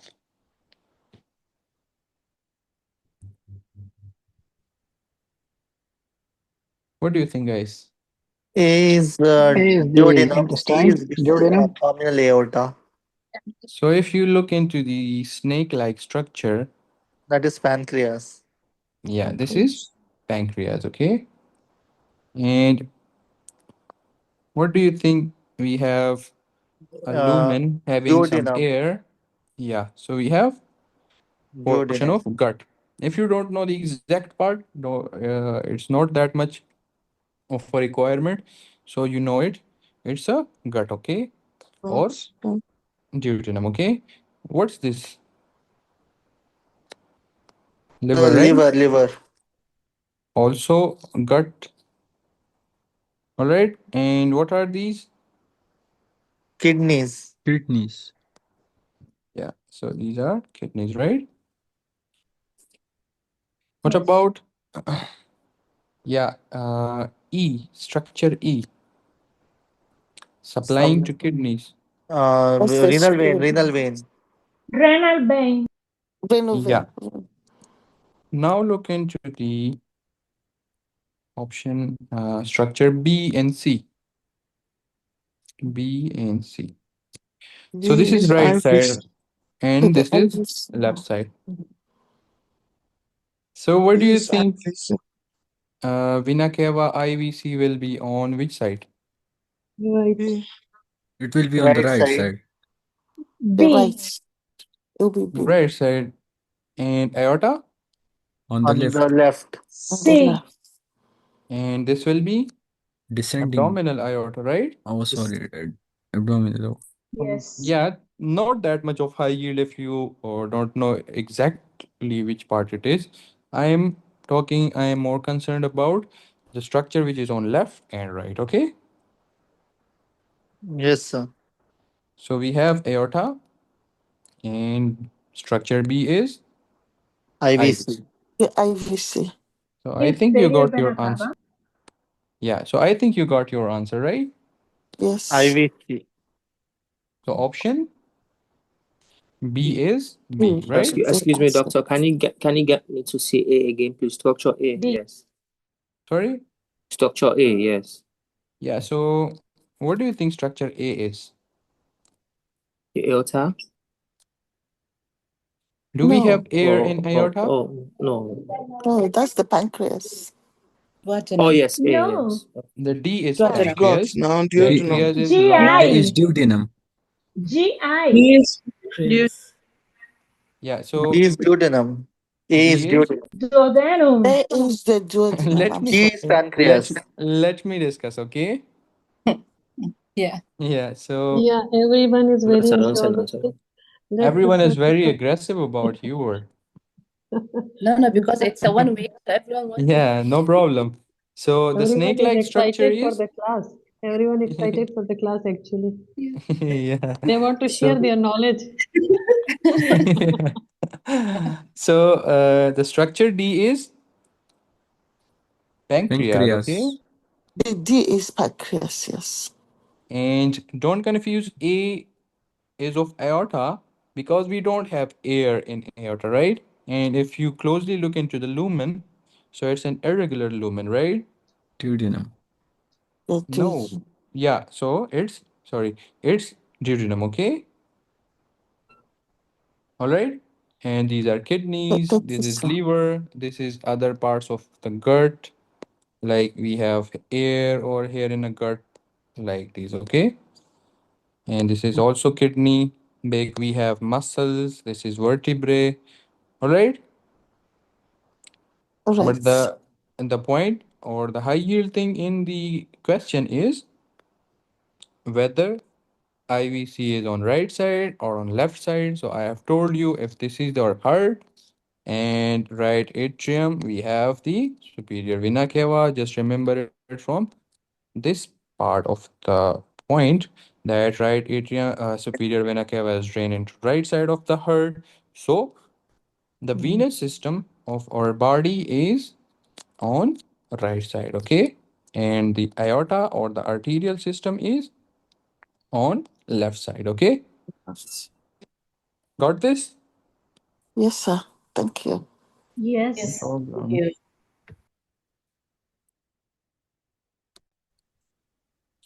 So yeah.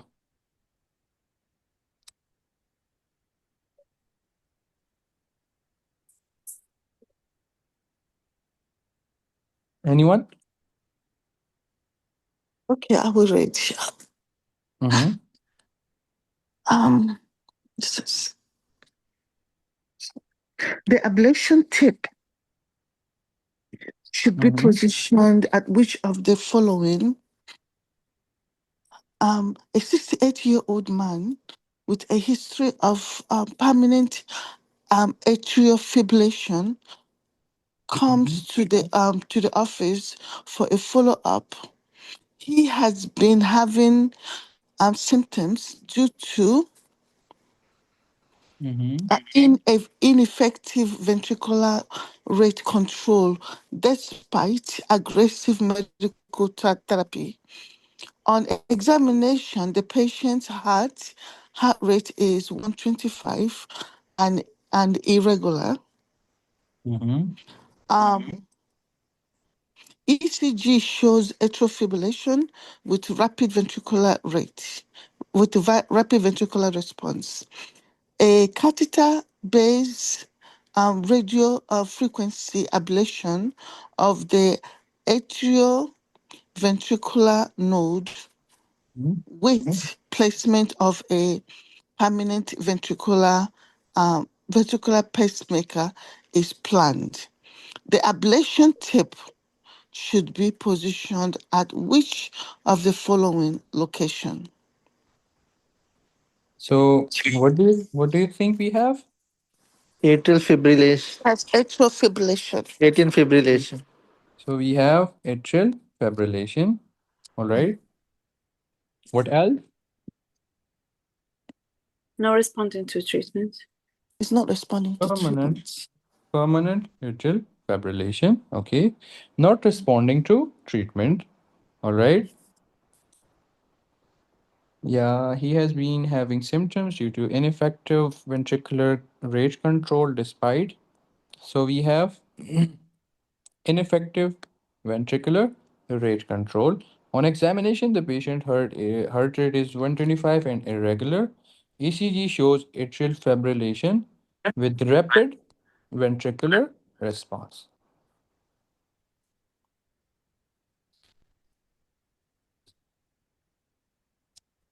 A catheter-based radiofrequency ablation of the AV node ablation is done. All right. Yes. with placement of permanent ventricular pacemaker is planned.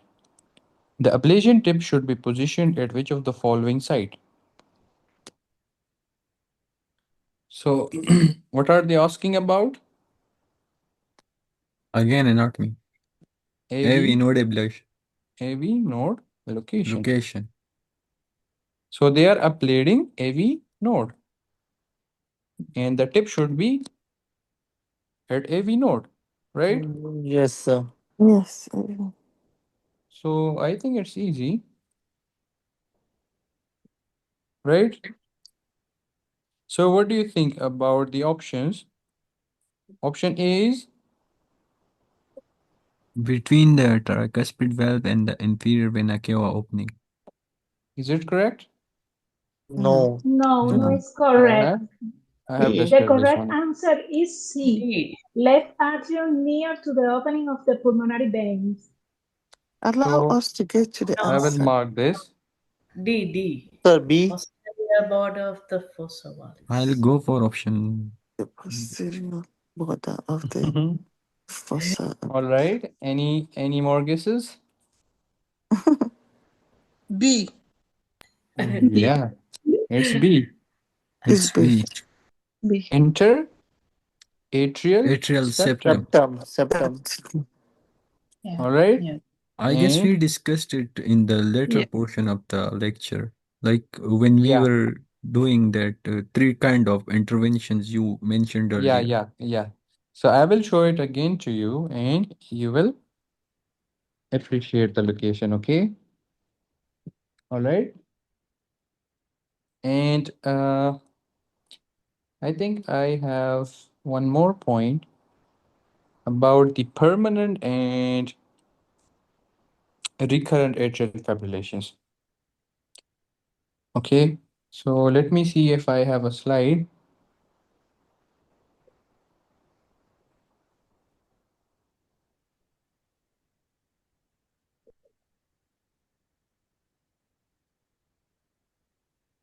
Yeah, so sorry for that.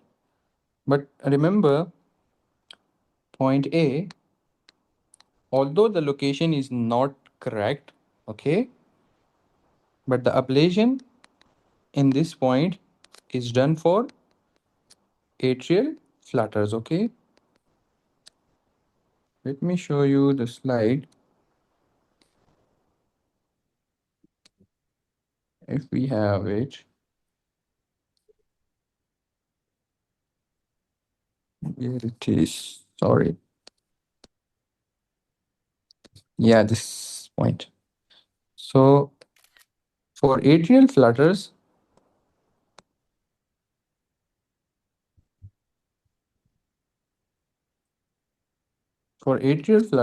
we will have ablation between tricuspid valve and inferior vena cava, okay? All right, guys. Yes, sir. And for atrial fibrillation, we will have Yes, sir. ablation at left atrial myocardium. All right. And if you can see, I am showing you the pictures so that you don't forget it, okay?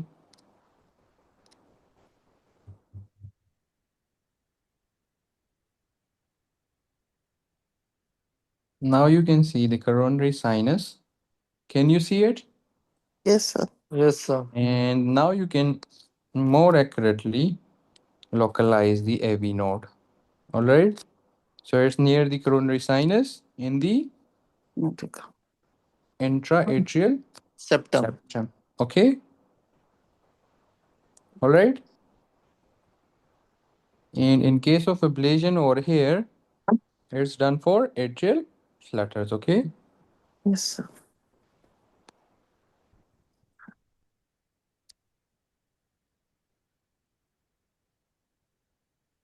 Yeah, anyone? Which of the following is most likely the artery indicated by the arrow in the image above, right?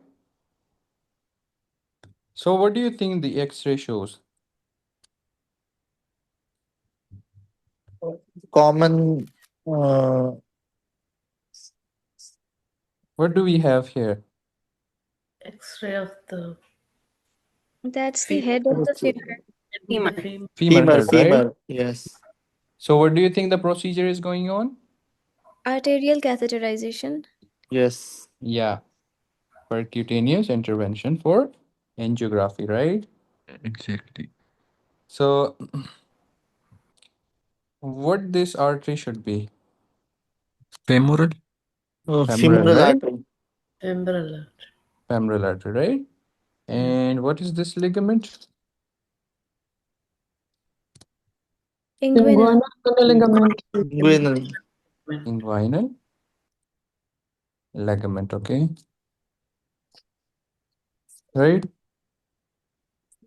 And they are asking about this artery. So what do you think this artery is? Hypogastric Inferior artery. epigastric. Inferior epigastric. So I think you should be teaching me because you have done MSK, right? And I have forgotten. What are the branches of femoral, external iliac, internal iliac, right? So it's inferior Inferior hypogastric artery. epigastric artery, okay? So I'm not going in detail of the branches of external and the femoral, but the point here is if you see a artery going upwards, okay, and it's proximal to inguinal ligament, it's inferior epigastric, okay? All right. And if the artery is distally located, then it's which the other epigastric? One is inferior and other is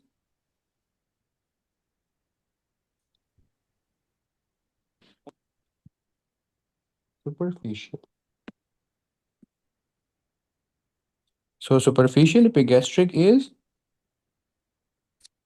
below the or distal to inguinal ligament. All right, guys. It's more Yes, of sir. Yes, sir. a previous module question, but the point over here is the inferior epigastric artery is proximal to inguinal ligament and superficial epigastric is distal to inguinal ligament, okay? You guys can revise the branches of all these. And yeah, the other landmark is, what is this artery? You guys External have done. iliac. External iliac. And what is this? Common femur. Deep femoral, right? Deep femoral. Right? Yes. And the point of conversion, or we can say that we call it here external iliac, and here we call it deep femoral, is the inguinal ligament, okay? So inguinal ligament and inferior epigastric, okay? So below inferior epigastric, the external iliac becomes deep femoral, okay? Okay. All right. Yes. So, what does this mnemonic tells us? It's related to this concept of femoral artery, vein, and nerve. The femoral triangle contains nerve, artery, Yeah, vein, and then ligament. and the lymphatics. Lymphatics. So how are they located? From medial to Medial lateral. to yeah. Not from medial to lateral. Vein is the This most is medially, then lateral. This vein is is most medial. medial, okay? Yeah. So If this is the artery, okay, so here we will have Vein. vein, and here we will have nerve. The nerve. Okay, all right. Yes. Yes, sir. Yeah, so for venous axis, how will you do the venous axis? So you will palpate Palpate the artery artery and go medial. and about 1 centimeter to the medial, you will have the femoral vein. Okay. Yeah. So we have, guys, your answer. Inferior epigastric. Inferior epigastric. Okay.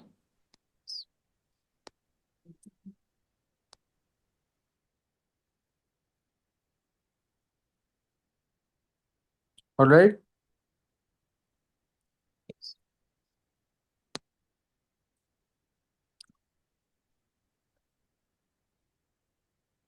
Yeah, anyone?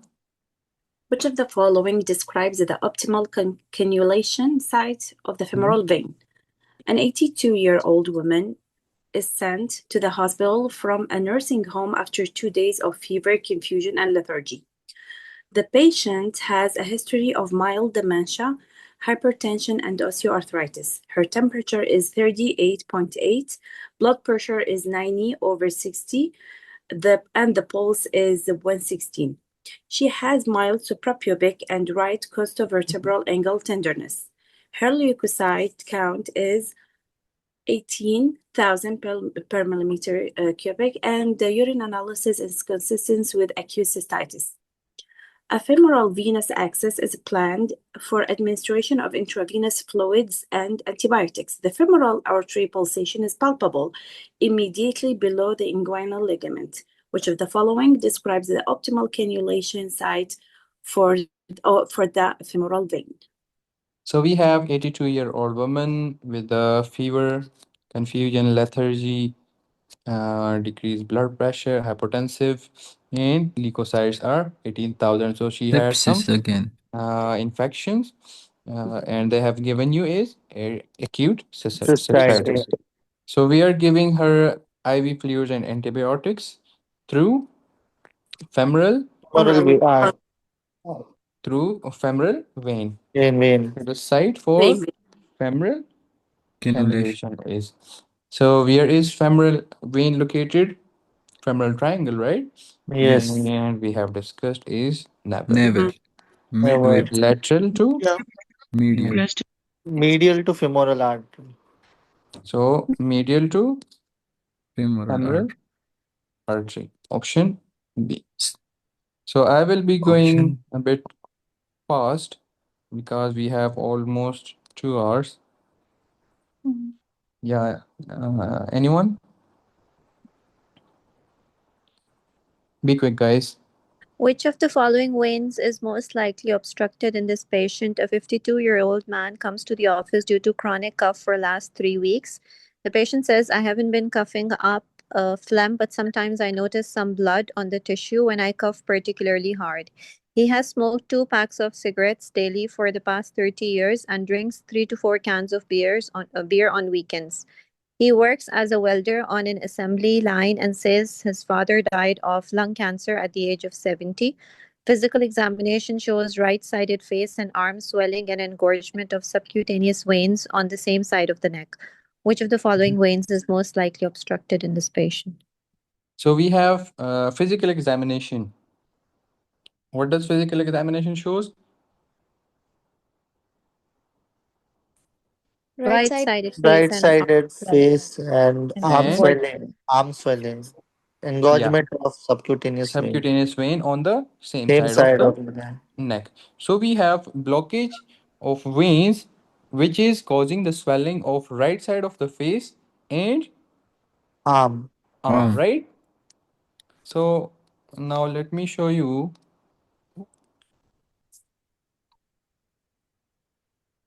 the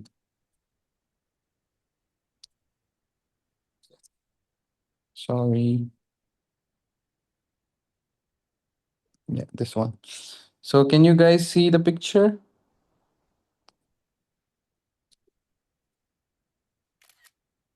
Yes. Yeah. So a brief discussion about the venous drainage. Okay. So we have in a stem, arm and face swellings. Right Okay. side of the Right side of the arm and face. If you see over here, we have cephalic and axillary veins, right? This is cephalic, this is axillary, right?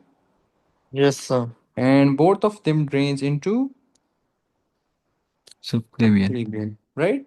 So axillary and cephalic forming subclavian vein, right? So if only the if only the arm is being swelled, so we will have a blockage of subclavian vein, right? Yeah.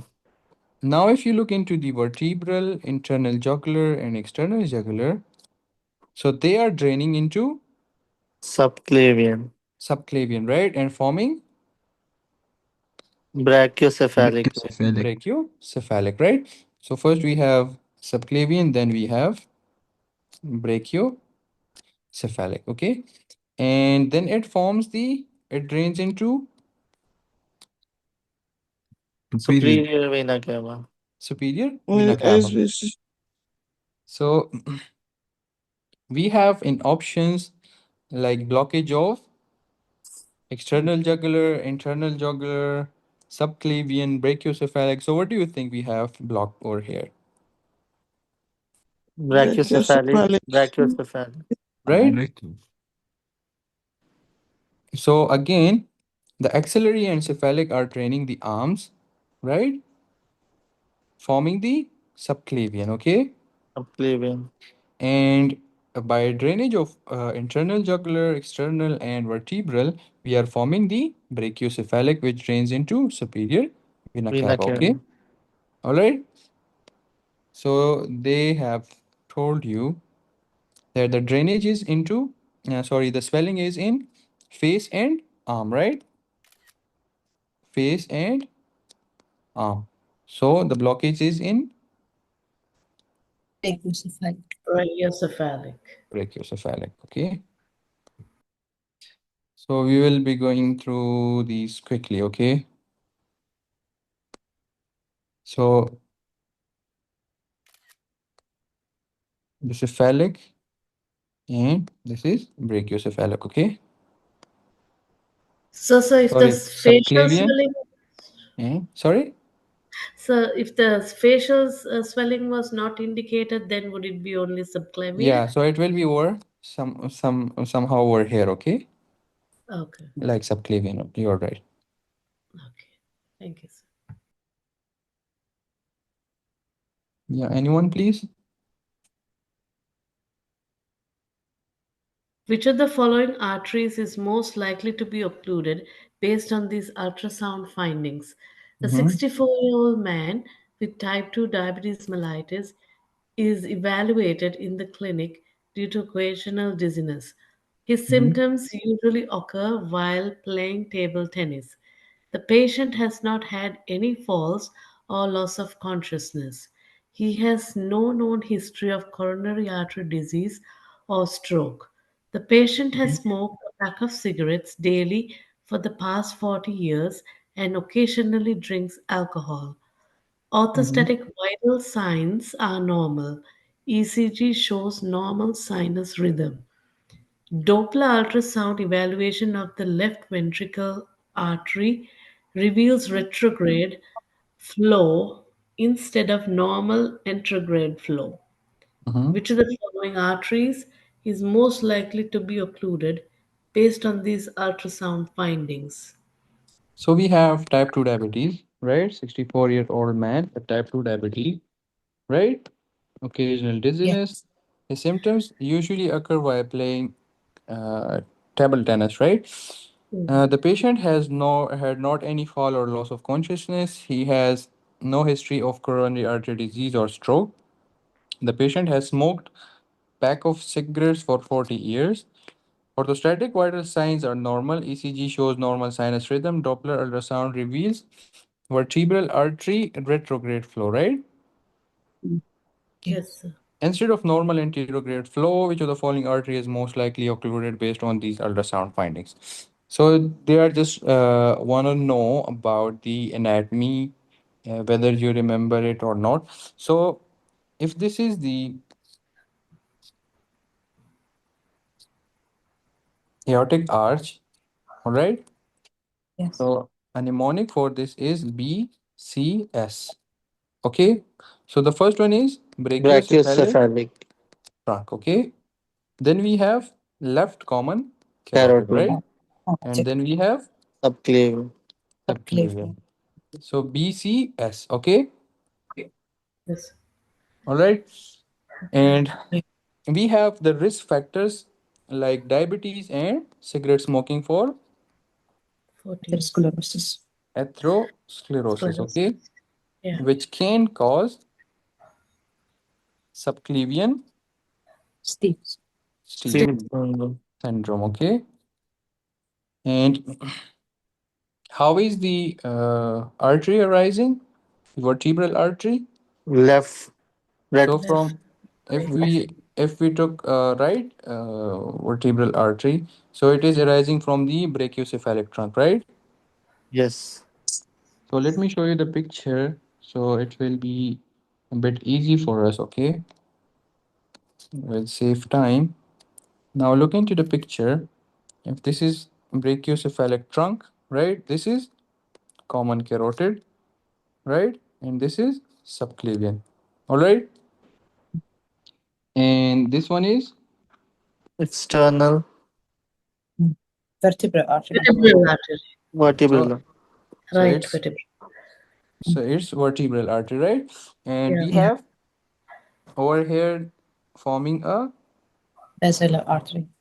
basilar artery. And so in case of blockage of the subclavian artery, the pressure over here is raised, okay?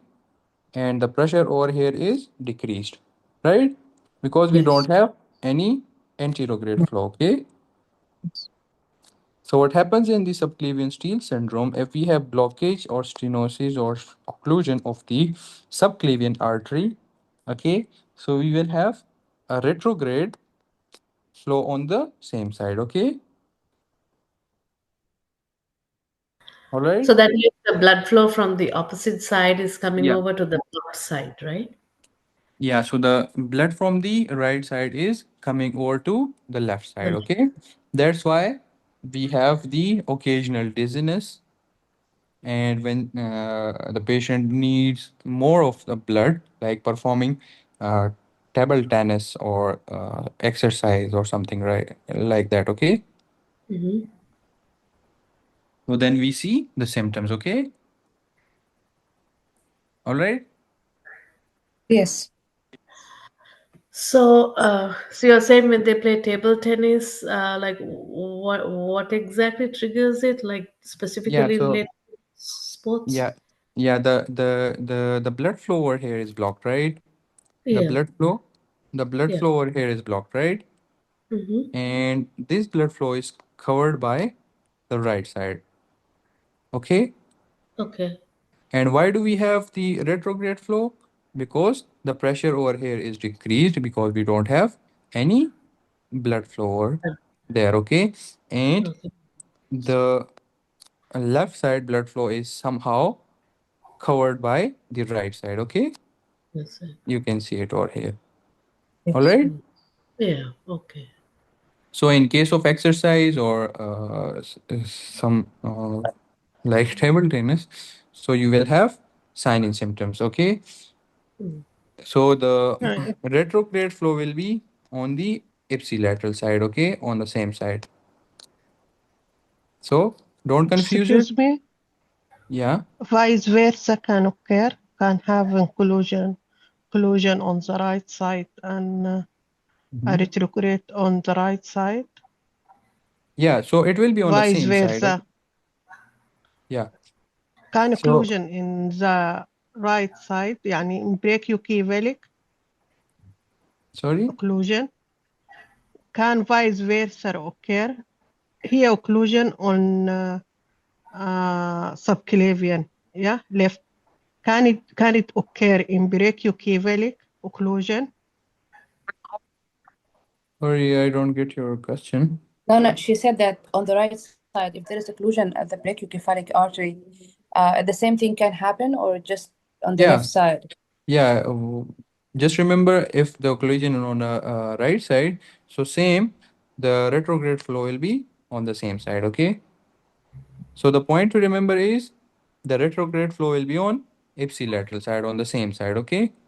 So The if the affected blockage side. is over here, so the flow will be like this, okay? Yes. All right. And the sign symptoms we have is dizziness, diplopia, all right? Yes. And the blood flow over here is decreased, right? So we will have asymmetrical blood pressure, okay? So on one side, the blood pressure will be decreased. On the other side, it will be normal, okay? Yes, All thank you. right.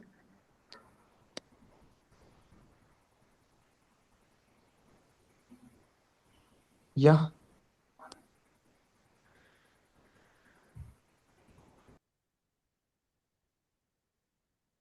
Anyone?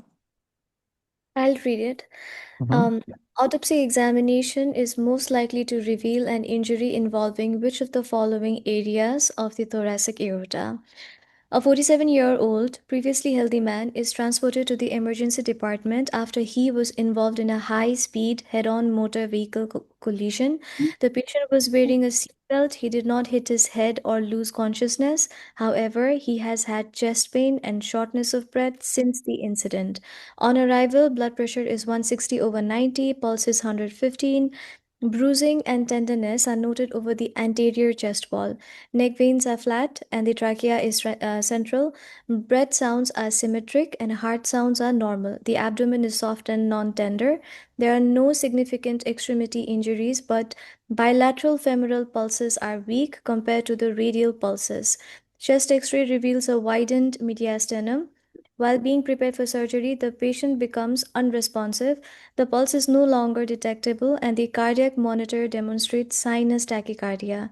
Despite aggressive resuscitation efforts, the patient dies. Autopsy examination is most likely to reveal an injury involving which of the following areas of the thoracic aorta? So we have a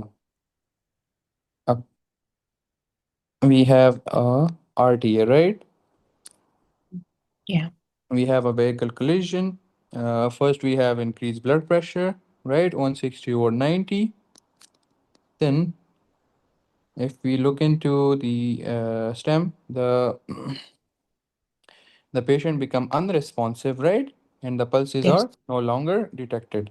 So first the blood pressure was high, then we have decreased blood pressure, maybe due to severe blood loss, okay? And also the femoral pulses are weak compared to the radial pulses, right? Yes. So we have, and also we have wide mediastinum, right? So in case of RDA, we have widened mediastinum, right? Pulse discrepancy, sorry, and the blood pressure is decreased over time, okay?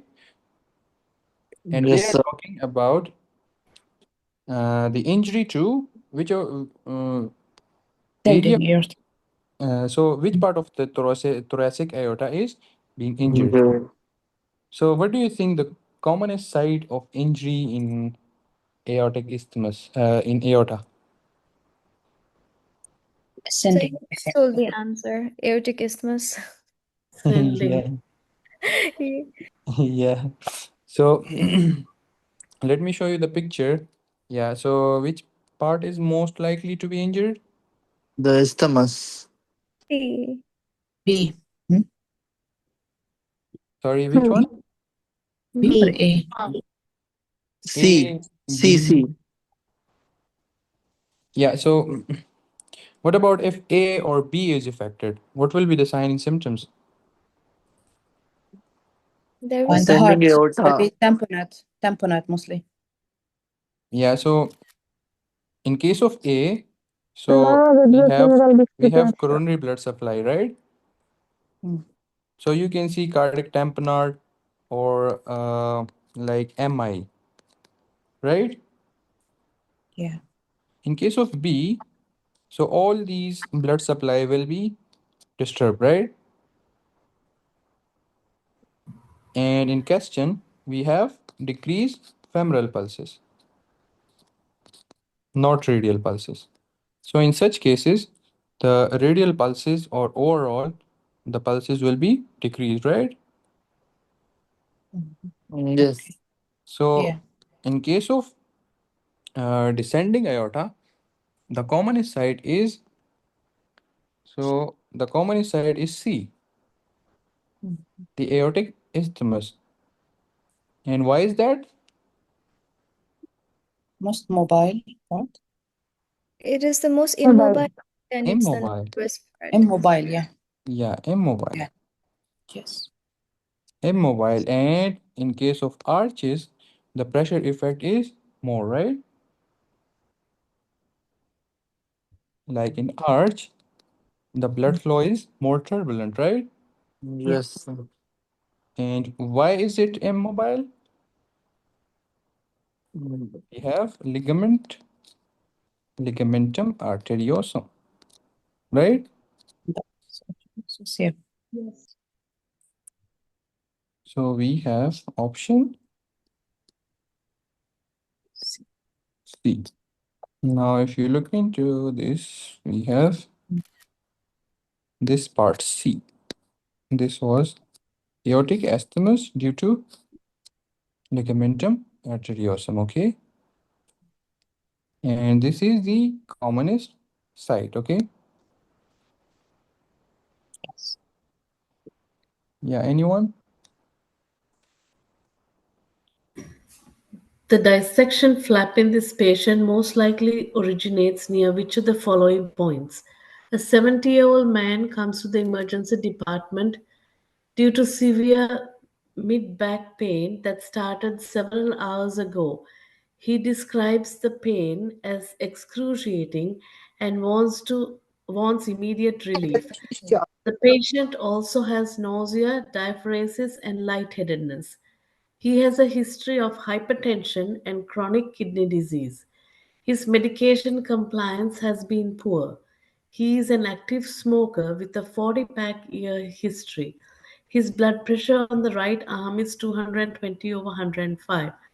ECG shows sinus tachycardia and voltage criteria for left ventricular hypertrophy with secondary S3 segment and T wave changes.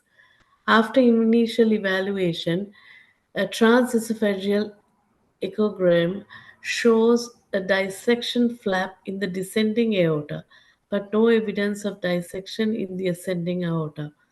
The dissection flap in the patient most likely originates near which of the following points? So, what do we have in STEM? A 70-year-old man with severe mid back pain. So, So, they are talking about pain of the aortic dissection, okay? yeah. And he described pain as excruciating severe pain, wants immediate relief, right? Yeah. Patient also has nausea, diaphoresis, lightheadedness, all this due to blood loss. He has a history of hypertension and CKD. His medication compliance is poor. He is active smoker for 40 years. His blood pressure on the right arm is 220. ECG shows ECG shows sinus tachycardia and voltage criteria for ventricular hypertrophy, right? So he also had ventricular hypertrophy, ST segment changes. After initial evaluation, transesophageal echocardiogram shows a dissection flap in descending aorta, but no evidence of dissection in ascending aorta. So they have almost given you the all the clues that we have dissection in descending aorta, okay, and not in the ascending aorta, okay. So the dissection flap in the patient is most likely originate near which of the following points?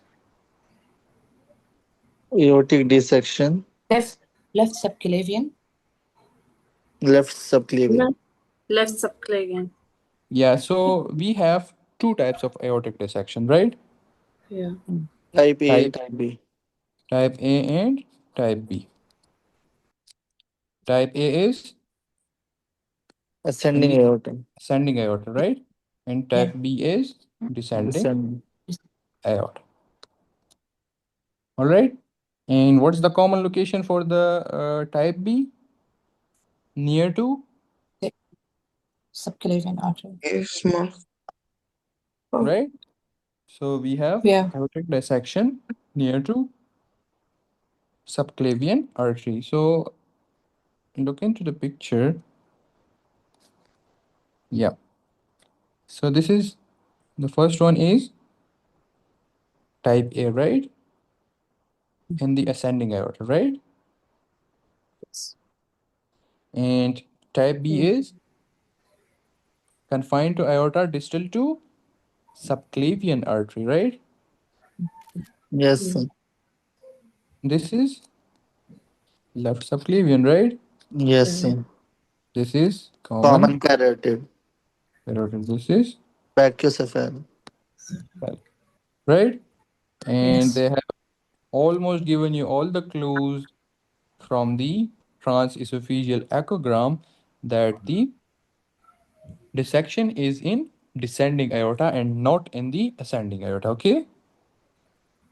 Yes. And we have discussed the widened mediastinum and all the signs and symptoms of decreased blood pressure, dizziness, diplopia, all because it can accumulate large sum of Blood. okay. All right. Okay. Yes. So what else we have? So we call it Stanford type 1 and sorry type A and type B, okay? Yes. This is type A in ascending aorta, type B in descending aorta, okay? Yes. And I have told you the predominant affected area is the area are thought to be predominantly affected due to increase in the rate of raise of pressure due to turbulent Sure. flow, okay? Yes. And he also has a history of hypertension and smoking, etc. Okay. All right. Yes. Yeah.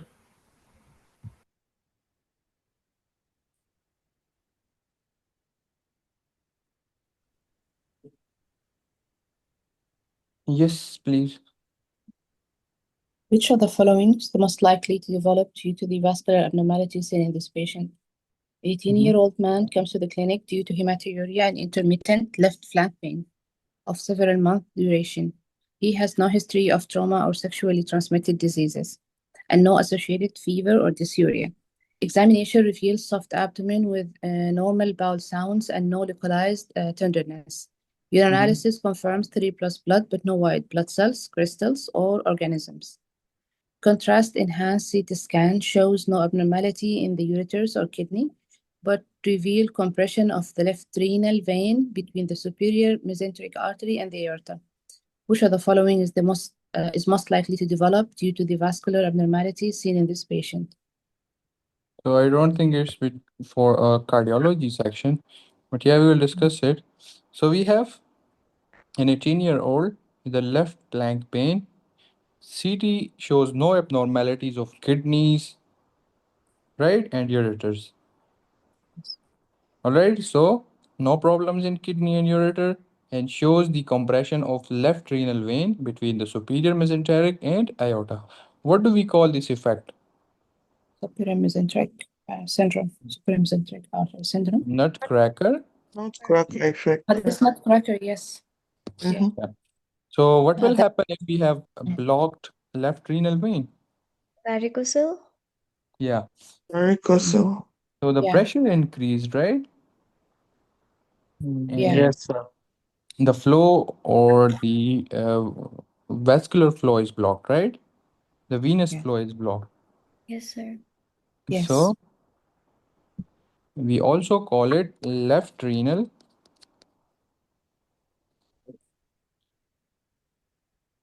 entrapment syndrome. Okay. Left renal vein entrapment syndrome. So it's not of cardiology section, but yeah, varicocele. You can see it over here. This is superior yes. mesenteric, and Aorta. this is left renal vein, and this is aorta. Okay. All right. Yes. And this is how it affecting the pampiniform plexus. Okay.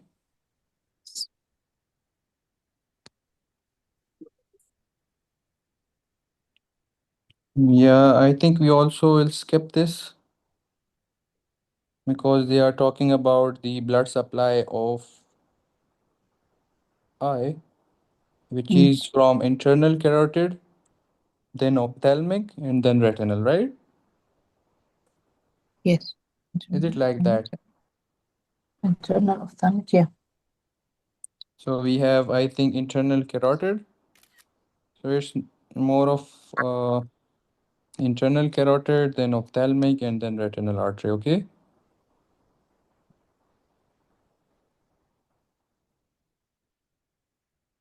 So we have loss of vision in left eye for 1 hour, and they are asking about which of the following likely path of ambulance causing the patient symptoms. So they are talking about the blood supply of the eye. Okay. All right. Yeah. Yes, sir. We determine if it's external carotid versus internal carotid. Um, what leads us to that? Sorry, I don't know. Ophthalmic artery, I think first division of the internal carotid. Yeah, I think the anterior cerebral artery is then supplying mm, the internal carotid, which is forming the middle cerebral, posterior cerebral, and the anterior cerebral, right? Hmm. Yeah, we will discuss these and the neuroanatomy. Okay. Yeah. Okay. Thank you. Yeah, anyone? Which of the following is the most likely source of the thrombus? A 72-year-old man comes to the emergency department due to left-sided weakness and speech difficulty upon awakening this morning. Medical history includes hypertension and persistent atrial fibrillation. His anticoagulation medication was stopped 6 months ago after an episode of GI bleed.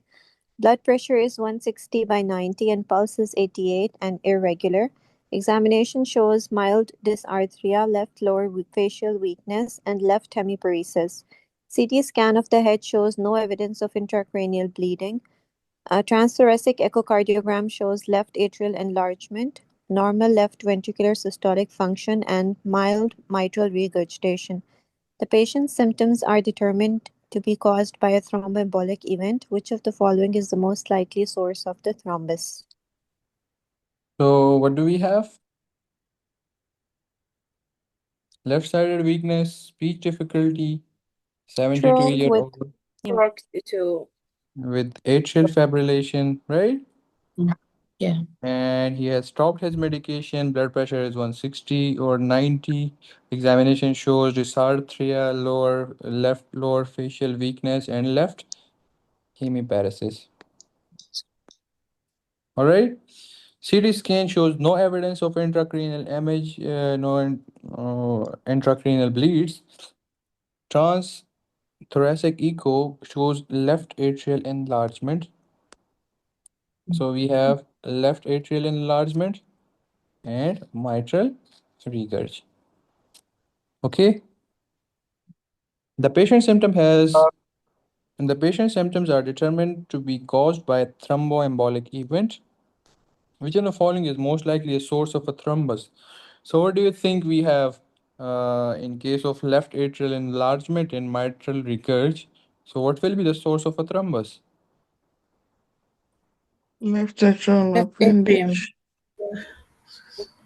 Left atrium. Left atrium, right? Yeah. And what about right atrium? What do we call the thrombus which is formed by the right atrium and then goes to the to the left atrium?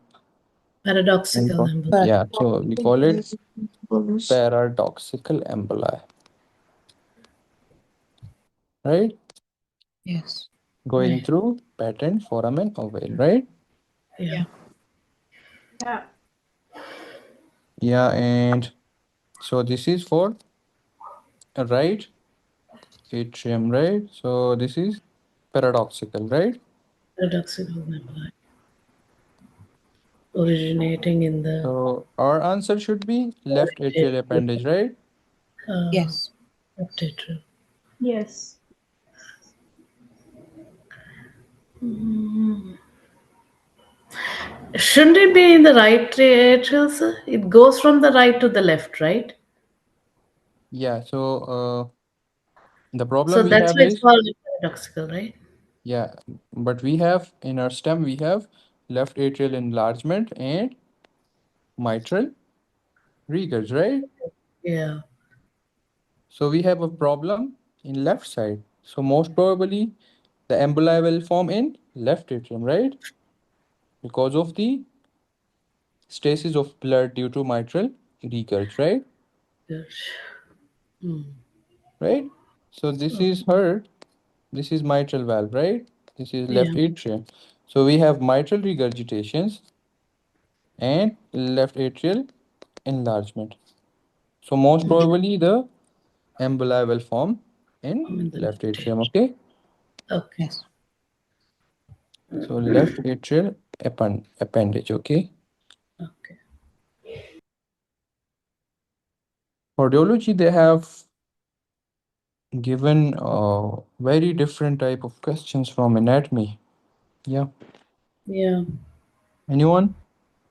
The highlighted segment most likely lies within which of the following structures? So anyone? Please go on. A segment of one of the leads is highlighted. Arrow. Mhm. A 65-year-old man with a history of coronary artery disease comes to the physician complaining of progressive exertional shortness of breath, fatigue, and lower extremity swelling. His medical history is significant for a myocardial infarction 5 years ago and an electronic pacemaker implanted 2 years ago. His chest x ray is shown below. Mhm. A segment of one of the leads is highlighted. Mhm. A highlighted segment most likely lies within which of the following structures? So what do you think this portion is? Coronary sinus. We have discussed the anatomy. The bulb is Atrioventricular grove. Yeah. what? Atrioventricular? Yeah. Coronary sinus. Atrioventricular grove. And yeah. So coronary sinus is located where? The groove. AV group. Yeah. Yeah. So we have discussed this part, Option right? D. This is left ventricle, right? Yeah. This is right ventricle. This is the right atrium, right? Yes. And this should be coronary sinus, okay? So normally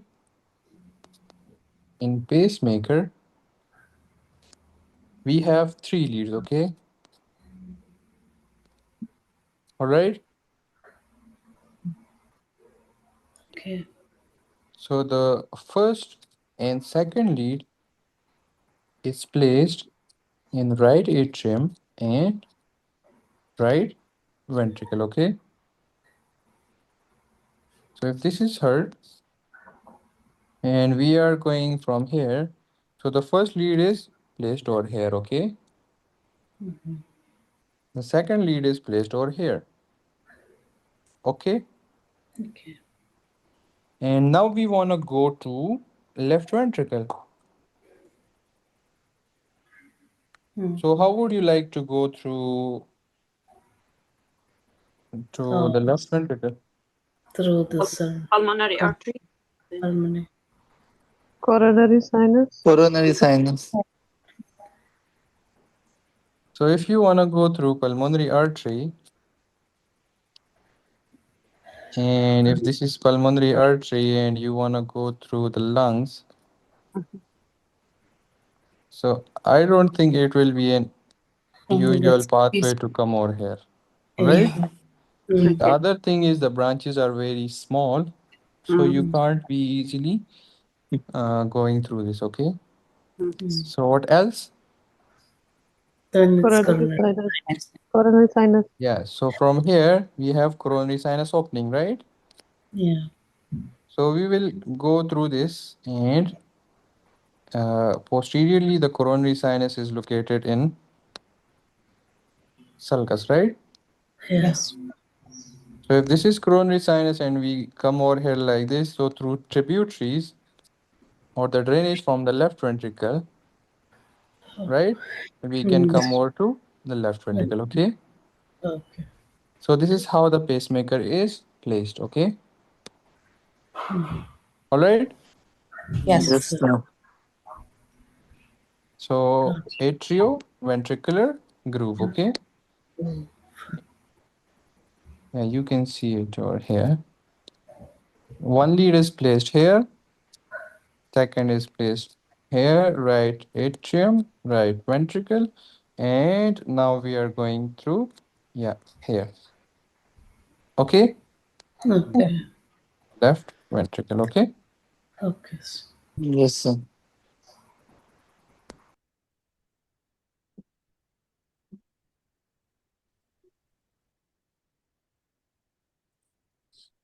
A lot of topics are being touched today. We have arches now. Yeah, anyone?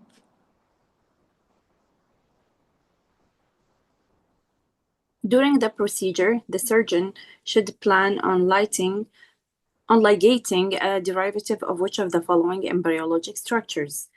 A 4-year-old boy is being evaluated for failure to thrive, shortness of breath, and exercise intolerance. The parents first became aware of his symptoms after the patient started the preschool a few weeks ago. His teacher mentioned that the patient seemed to tire faster than the other children when playing outside. Cardiac examination shows bounding peripheral pulses and a palpable thrill below the clavicle near the left upper sternal border. On auscultation, a continuous murmur is best heard over the same region. After discussion with the parents, a thoracotomy is scheduled to correct patient's condition. During the procedure, the surgeon should plan on ligating a derivative of which of the following embryologic structures? So what do you think we have? PDF, patent ductus arteriosus. So continuous murmur, That's my PDA, yeah. PTA, right? Yeah, PDA. And mixing of blood, oxygenated and deoxygenated, causing shortness of breath, exercise intolerance, and failure to thrive, okay? All right. Yeah. Now, what's the embryo for the Ductus kidney? arteriosus. Which arch? Sixth arch. Sixth arch, right? So the arches are greatly discussed in the neuro portion, but I would like to give you some high yield points about the arches. Just remember those for cardiology portion, okay? Okay, sir. Thank you. So the first and second arch. First arch, what do we call it? Mandibular arch, Max. right? Yes. Mandibular arch, and the artery is Maxillary. maxillary artery. Okay. The second is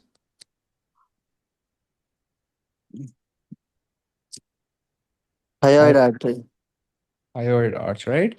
And it's forming hyoid bone and stapedial arteries, right? Hyoid arteries, stapedial arteries. Don't need to go in details of these arches, okay?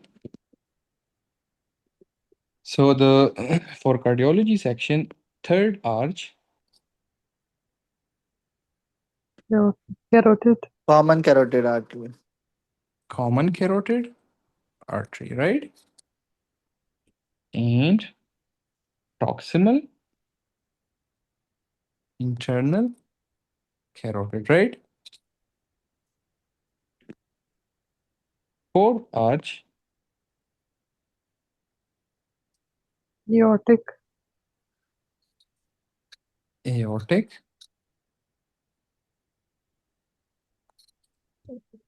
Aortic arch. right? So Yes. the related disease should be coarctation of Aorta. So if they are talking about coarctation of aorta, so it will be fourth arch, okay? Okay. All right. Yes, sir. Yes. And fifth arch, There's no fifth arch. yeah. And sixth, Ductus arteriosus. ductus arteriosus. And proximal pulmonary arteries. So sixth arch is for proximal. So let me show you the arches. Yeah. So third arch, common carotid artery. Okay. All right, guys. Yes, doctor. It is forming inferior thyroid, parathyroid, and thymus. But for cardiology section, common carotid artery. Okay. Fourth arch, we have from left Aortic arch. side. From left side, we have forming of aortic arch. Superior thyroid as well, but over here, the important point is coarctation of aorta. Okay. From sixth arch, again left side, ductus arteriosus. Okay. And the problem or the disease will be pattern ductus arteriosus. Okay. So if you want to remember just 3 points from the this topic from the arches, so you will remember third arch common carotid. Okay. Fourth arch Yes. aortic Yeah. aortic arch. Okay. And the sixth ductus arteriosus. Okay. And two diseases, coarctation of aorta and patent ductus arteriosus. Okay. Yes. All right. Yes, doctor. Yeah. Again, we have coarctation of aorta and PDA. Okay. And memorize the murmur, which was continuous machine-like murmur. Okay. So left sixth aortic arch. All right. Yes.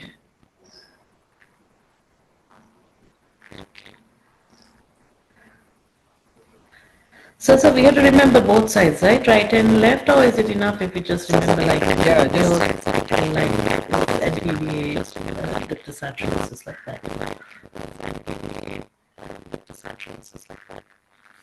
who is talking? Still is talking. Let me mute him.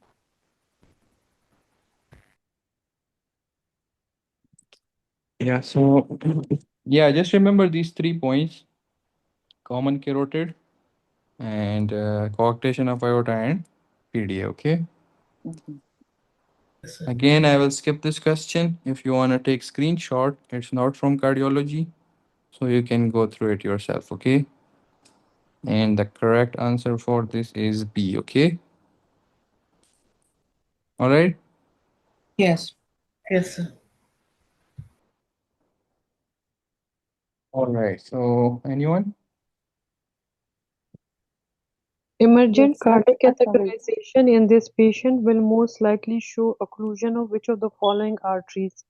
A Mhm. 51-year-old man is brought to emergency department due to chest tightness that starts 30 minutes prior to arrival. His chest discomfort is associated with shortness of breath and nausea. The patient was shoveling snow off his driveway when his symptoms began. He has a history of hypertension and type 2 diabetes mellitus. Initial ECG show ST elevation in lead 1 and AVL. Cardiac enzymes are elevated. Emergent Mhm. cardiac catheterization in this patient will most likely show occlusion of which of the following arteries? So So, simply, 1 and AVL. yeah. Myocardial infarction So we in have this. lateral limbs, Lateral wall MI. lateral wall, Yeah. Yeah. And lateral wall is supplied by. circumflex, left Circumflex, left circumflex, Left circumflex. Second. circumflex circumflex artery. artery. So how do you remember that leads? Because the AVL is AVL, yeah, because the one was Yeah. left AVL. catheter. Great, great. So AVR is not significant for such cases. Okay. So we don't take AVR as a uh, diagnostic. Okay. So 1 and AVL is for lateral MI. Okay. From L, remember the lateral. Okay. All right. Okay. Yeah, okay, sir. Now 2, 3, and AVF. So F Inferior, for inferior. Okay. And inferior is supplied by, PDA, right? RCA. V1 to V4, Reartery. Interior anterior, refractive LD. AD. LAD, right? All Yeah. right. Yeah. So option B, B, right? Now this picture is great if someone wants to memorize it. So this is 1, this is 2, this is 3. Okay. Right, left, inferior. Okay. All right. Yeah. 1, 2, 3. This is in order. Okay. Right, left, inferior F. And V1 to V6, interior. Interior. Okay. anterior,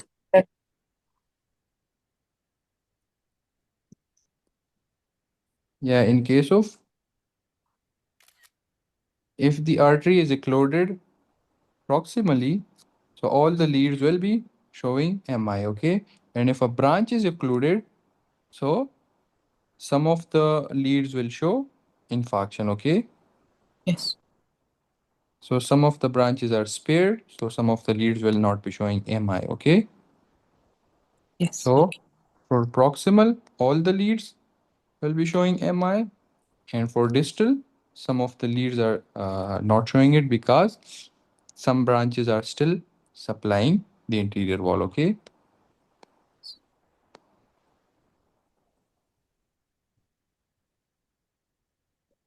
Yeah. Anyone?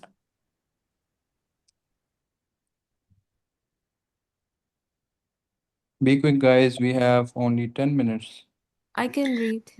Mm, Mhm. okay. Which of the following arteries was most likely obstructed during this patient's myocardial infarction? A 58-year-old man with a history of hypertension and hyperlipidemia comes to the emergency department due to substernal chest pain that began 6 hours ago and has gradually worsened. Blood pressure is 104 by 72 mmHg. Pulse is 88. ECG shows normal sinus rhythm with ST segment depression and T wave inversion, and troponin levels are elevated. The patient is diagnosed with non-ST segment elevation myocardial infarction and admitted to the hospital for medical management, with coronary angiography scheduled the following morning. That evening, telemetry monitoring shows a new Mobitz type 1 second degree atrioventricular block.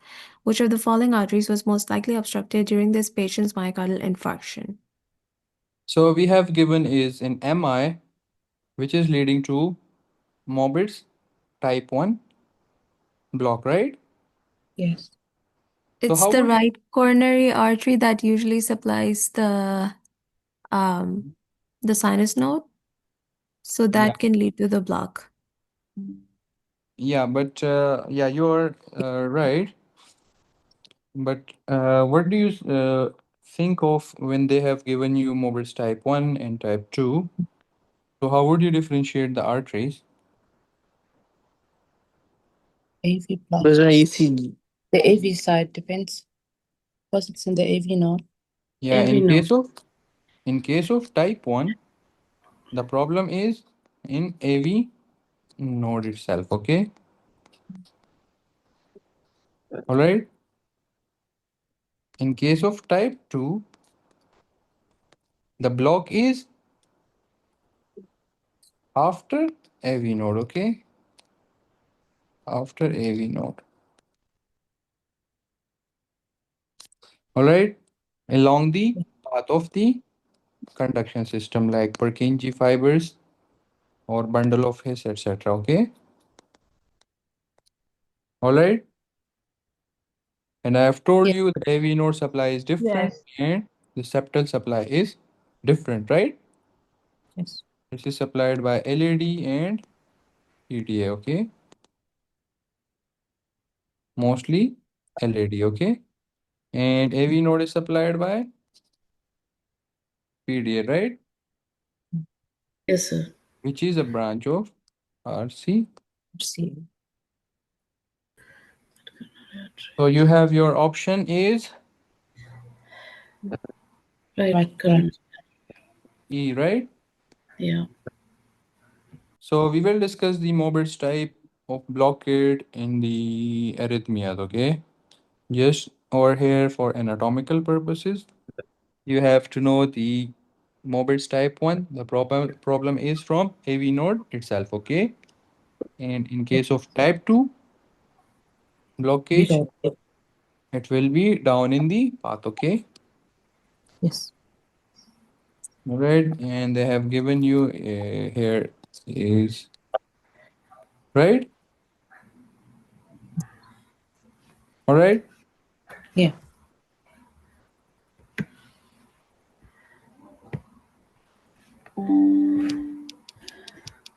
Yeah, so we will skip this as well.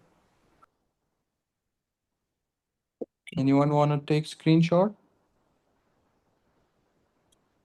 Yeah. Thank you. They are talking about the saphenous vein, okay? And the vein used as a graft during this procedure can be assessed at which of the following site? So we take anatomical landmark is a location which is most likely a fixed location, okay? So if I show you the saphenous vein, so you will appreciate. Yeah, so this is saphenous vein, right?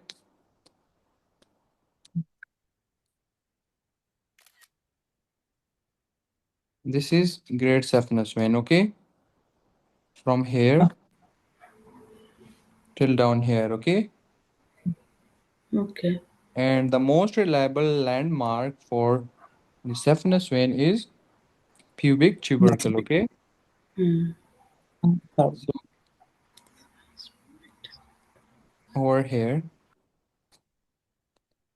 right? So this Yes. is somehow a Yes. bony landmark, and we take anatomical landmark is a fixed thing, okay?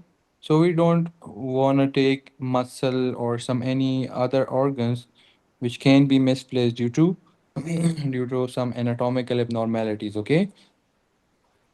Okay, sir. You know that, right? Mm-hmm. There's more of a MSK question. Yeah. So yeah, just inferior to the, sorry, just infralateral to the pubic tubercle. Okay? Tubercle.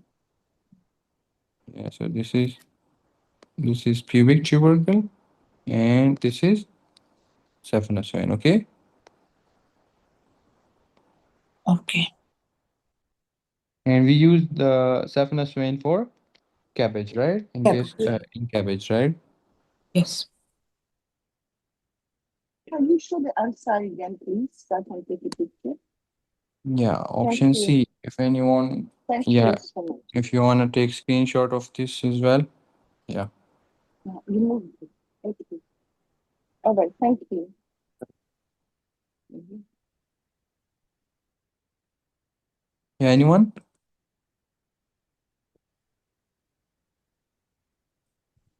Okay, this patient's finding typically suggests compromised blood flow through which of the following coronary arteries?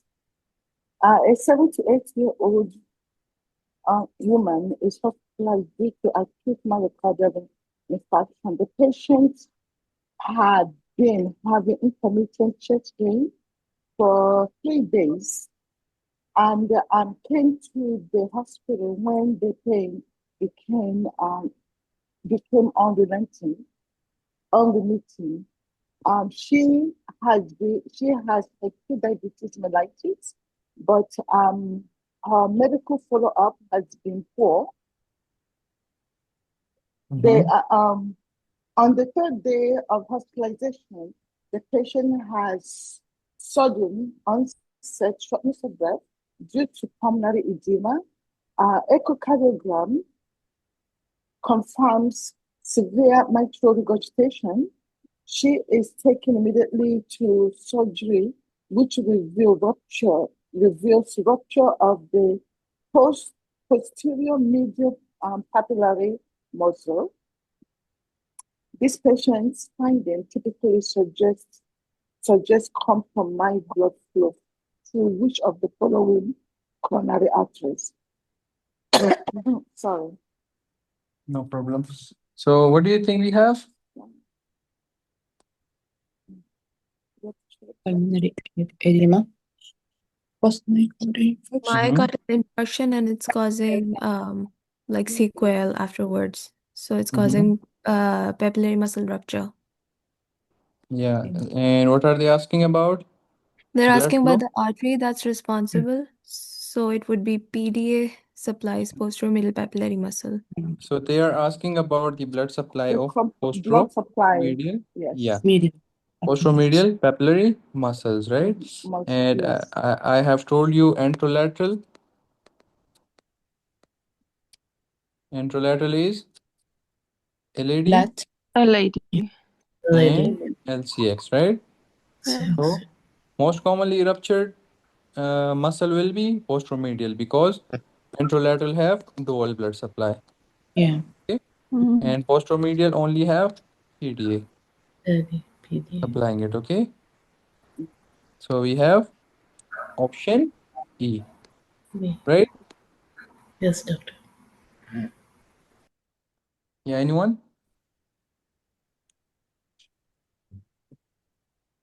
During the Like, procedure, catheter. Okay. Mm-hmm. The catheter During the most. procedure, the catheter most likely passes through which of the following structures? A 45-year-old man comes to the clinic due to frequent episodes of palpitations Mm-hmm. accompanied by dizziness, fatigue, and shortness of breath. Prolonged ECG monitoring identifies episodes of atrial fibrillation associated with a rapid ventricular response rate. A radio frequency ablation procedure is planned. Mhm. The access site is the right femoral vein. The ablation catheter is advanced to the right to the left atrium, where radiofrequency energy is used to eliminate an ectopic focus of abnormal electrical activity. During the procedure, the catheter most likely passes through which of the following structures? So we have a 45-year-old woman with the palpitations, dizziness, fatigue, shortness of breath, and ECG findings are AFib, right? And rapid ventricular response rate, right? So we are doing a radio frequency ablation, and the procedure performed is through right femoral vein. Okay. Right. Mhm. So from right femoral veins, we are going through vena cava, right? Yeah. And then we are coming over here to right atrium, right? And Mhm. then they reach into Left Right. atrium. left Right. atrium, right? Yeah. And they have eliminated the ectopic foci. So the catheter is passed from right atria to left atria, piercing By the or passing Septum. through which interarterial of the septum. following? Interarterial septum. So intra-arterial septum. Atrial Yeah, so septum. again it's intra-atrial Atrial septum. septum, okay?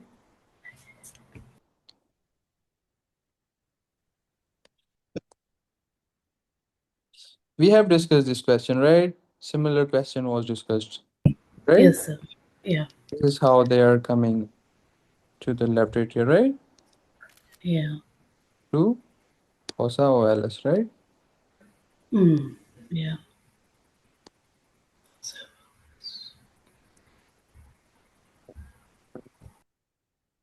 Yeah, this one is a bit. Yeah, anyone?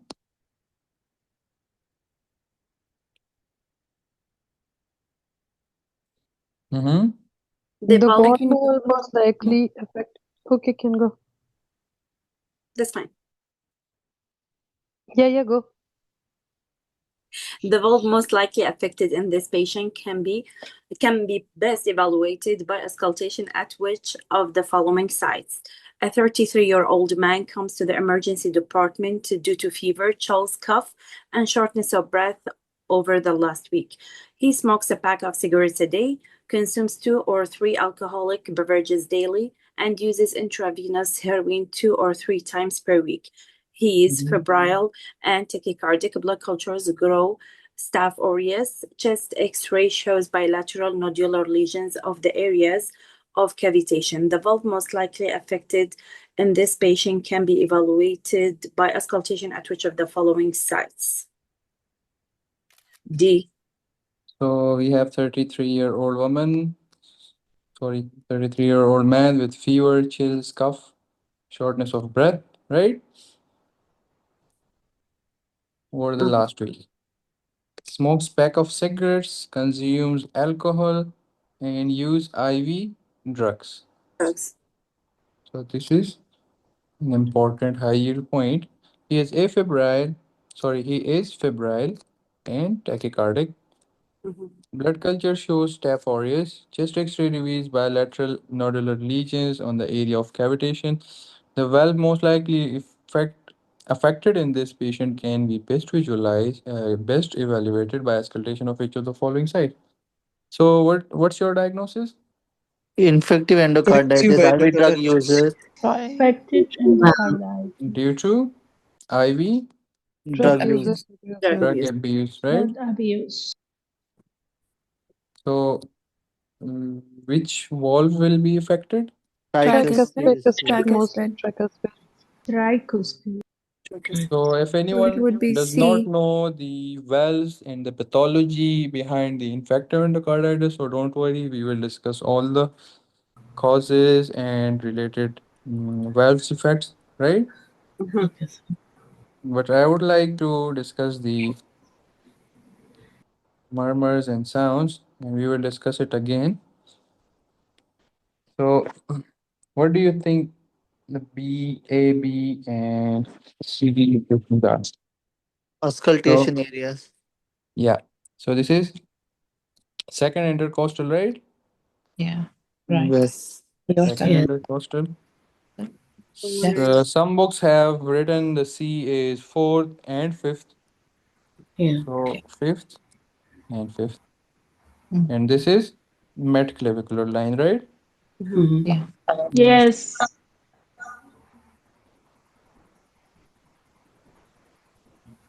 So I would like you to remember it is A, P, T, M. Okay? Okay. A, P, T, M. A, T, M. In between is P, okay? Yeah. All right? Okay, sir. So the A is called right upper Aortic. sternal border, right? Border. Yeah. So you will understand why it's called right upper and lower, okay? And B is called Left upper. left upper Left sternal sternal bone. border, okay? The C or T, this one, SL. left lower Lower. External border. sternal First. border, okay? And the M is called apex, right? Yeah. Mm. Yeah. Now remember, A is for Aortic area. Aorta. Aortic valve. aortic, right? Yeah.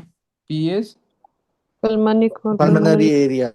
And pulmonic valve. murmurs. A is will is, P is for PDA, okay? Yes. So remember the PDA part as well, okay? Okay. okay. T is tricuspid, all right? Yeah. Yeah. And M is Mitral. Mitral. mitral regurg, okay? Mm. All right? Yeah. Okay. But the first one, aortic, is only stenosis, okay? Mm. All right? Yes. Yeah. And we have an area over here below the pulmonic area, this one, E, I think. call it, this Left is parasternal. left upper, VSP. right? So Yeah. just call it left sternal border, okay? All right? Mm. So this is along with this A, it is aortic Good. regurg, okay? All right? Mm. Yeah. Can you repeat that aortic regurg part, please, sir? I didn't Yeah. understand that. So first remember is APTM, okay? Yes, sir. 2255, Mm-hmm. okay? Yes, sir. 2255. All right? Yes, sir. APTM. The first one is for aortic valve, P is for pulmonary, as well as PTA. T is for tricuspid, okay? And M is for mitral, okay? Yes, sir. All right. Now for the aortic part, the first one is the A part is only for aortic stenosis. So for aortic regurg, we have left sternal border below the pulmonic area, okay? Okay. Okay, got it, sir. Okay, thank you so much. What about the VS, Hmm? VSD? Tricuspid. VSP. So VSD is over Tricuspid. here, okay? So VSD is with tricuspid. So remember Yeah. it is TV, okay? All right? Yes. Television, okay? All right? Yes, sir. Yes, upper. So what about ASD? Anyone knows? There will be fixed splitting in case of ASD. Yeah. Yeah, but Pulmonic. which pay? B. So I think,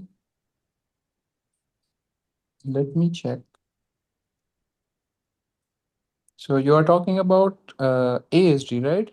Yes, sir. Let me see, and we will discuss the murmur in great detail, okay? Okay, sir. So I don't remember it now. So let's discuss the current one for memorization, okay? So anyone wanna just summarize this?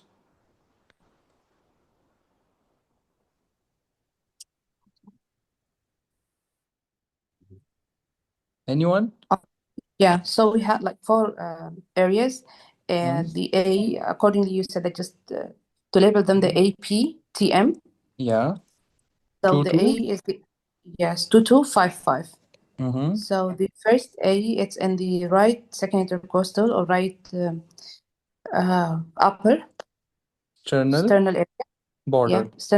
yeah, it's for the aorta, mainly aortic stenosis. Mm-hmm. And P, it's the pulmonic area, And just and the aortic PD. regurg, and also yeah, the PDA, Yeah. machinery murmur, to be here.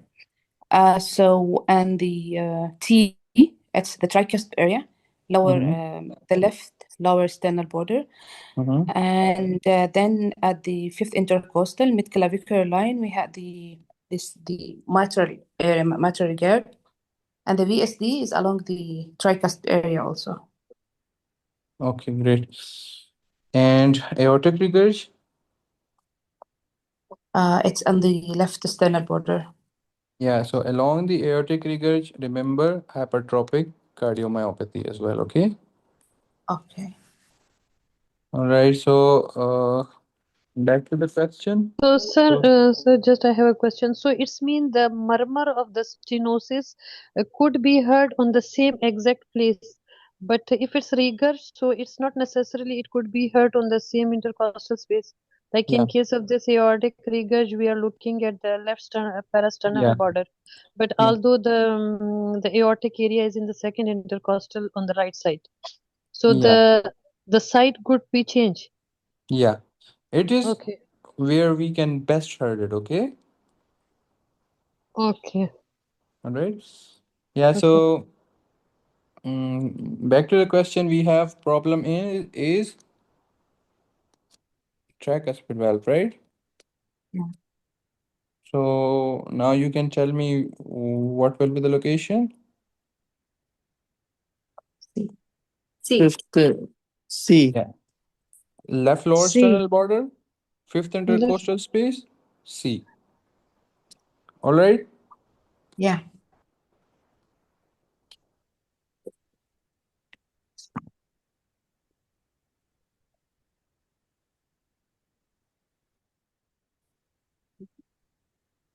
ASD, it's here written at the Yeah, pulmonic area.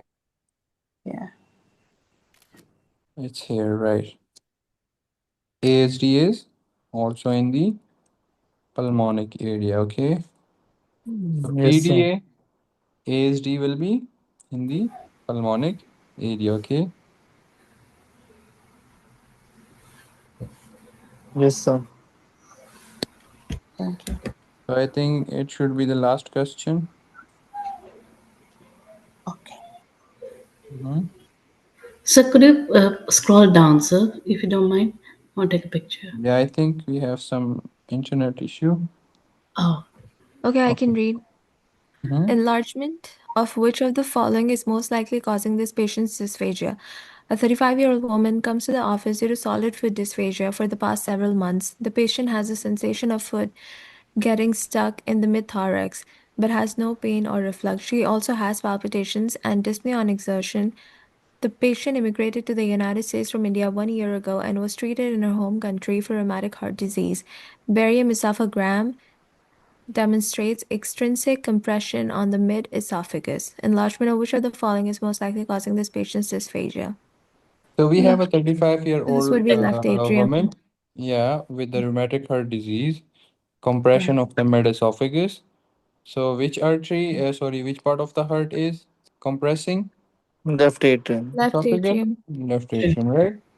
Yeah. We can see it, right? Oh, yes. So the left atria is enlarged, right? Compressing the esophagus, right? Yeah. Yes, sir. Compression. Yeah, anyone? Which of the following structures is most likely injured in this patient? A 23-year-old woman is brought to the emergency department with a chest wound. She was in her house during a severe thunderstorm when a large tree branch fell through a window. The window was shattered and large fragments of wooden glass struck the patient.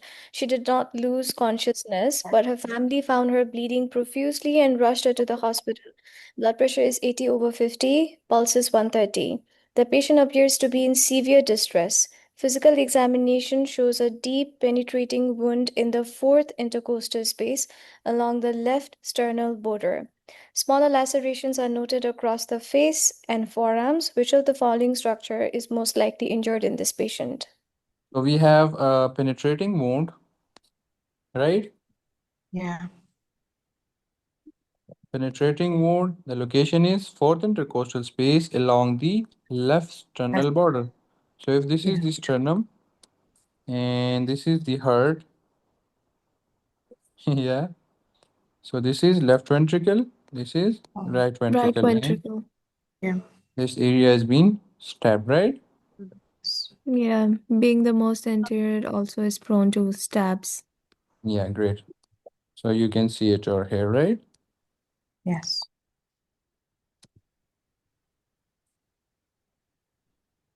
Anyone? Which of the following structure is most likely to have been injured in this patient?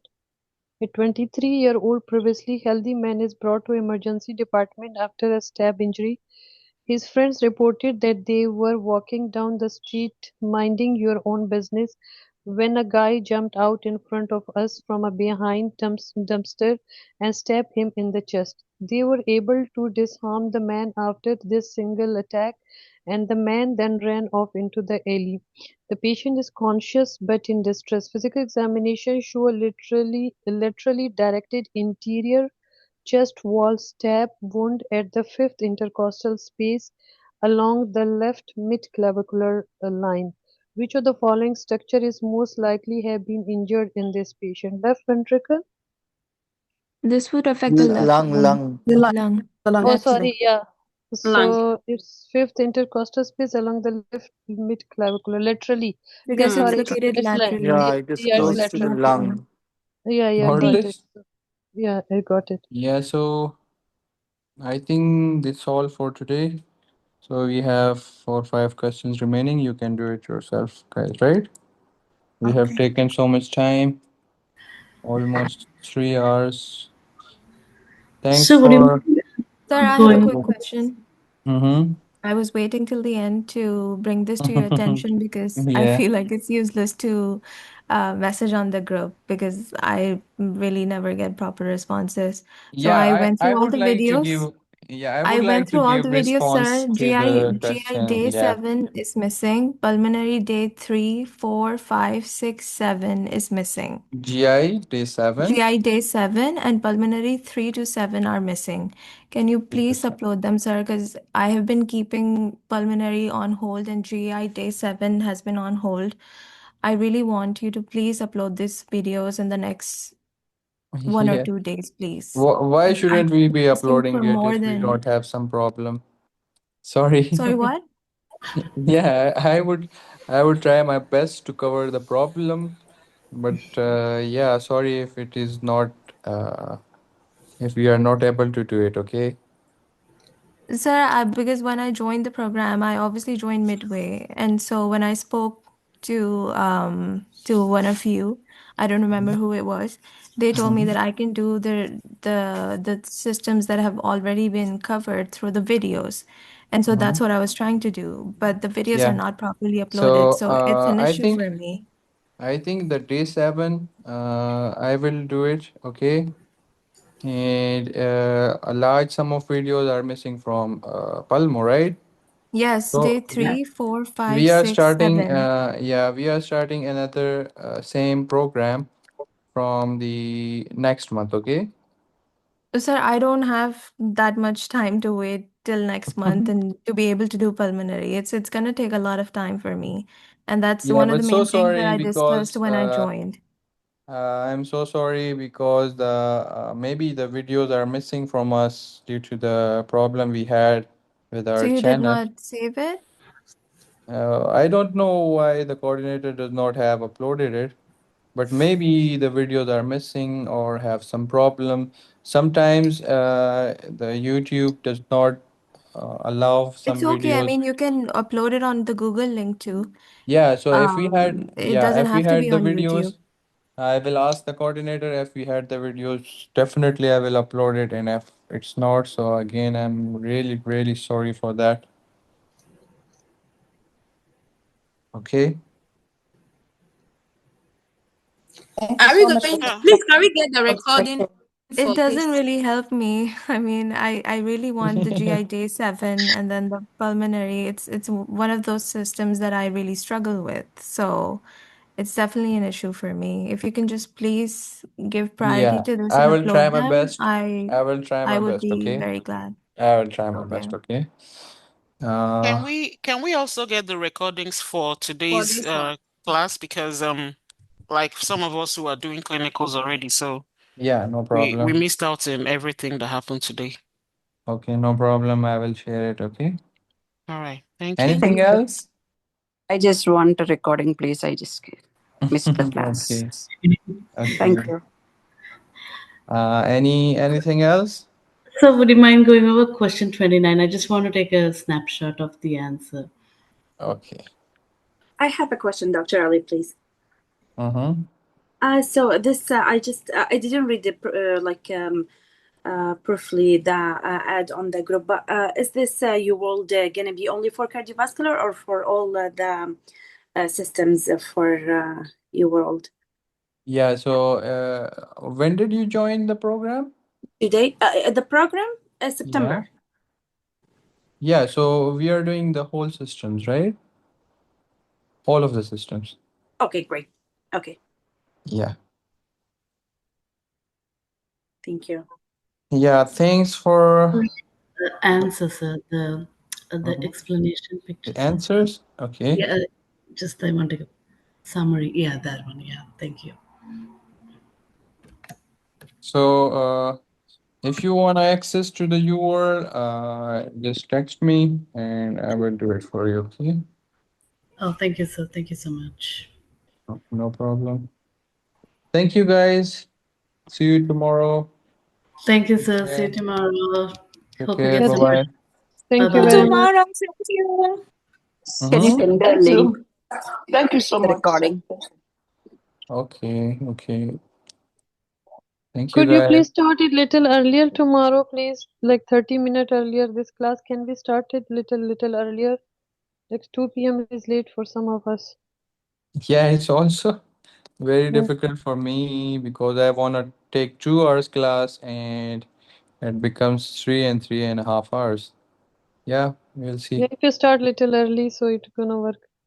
Yeah, we also had other classes, so maybe, maybe not. Okay, if there is any possibility, thank you. Yeah. So sorry for your strict schedule. Okay, take care. Bye. Can you send the recordings, please? Yeah, of course. Yeah, thank you, thank you.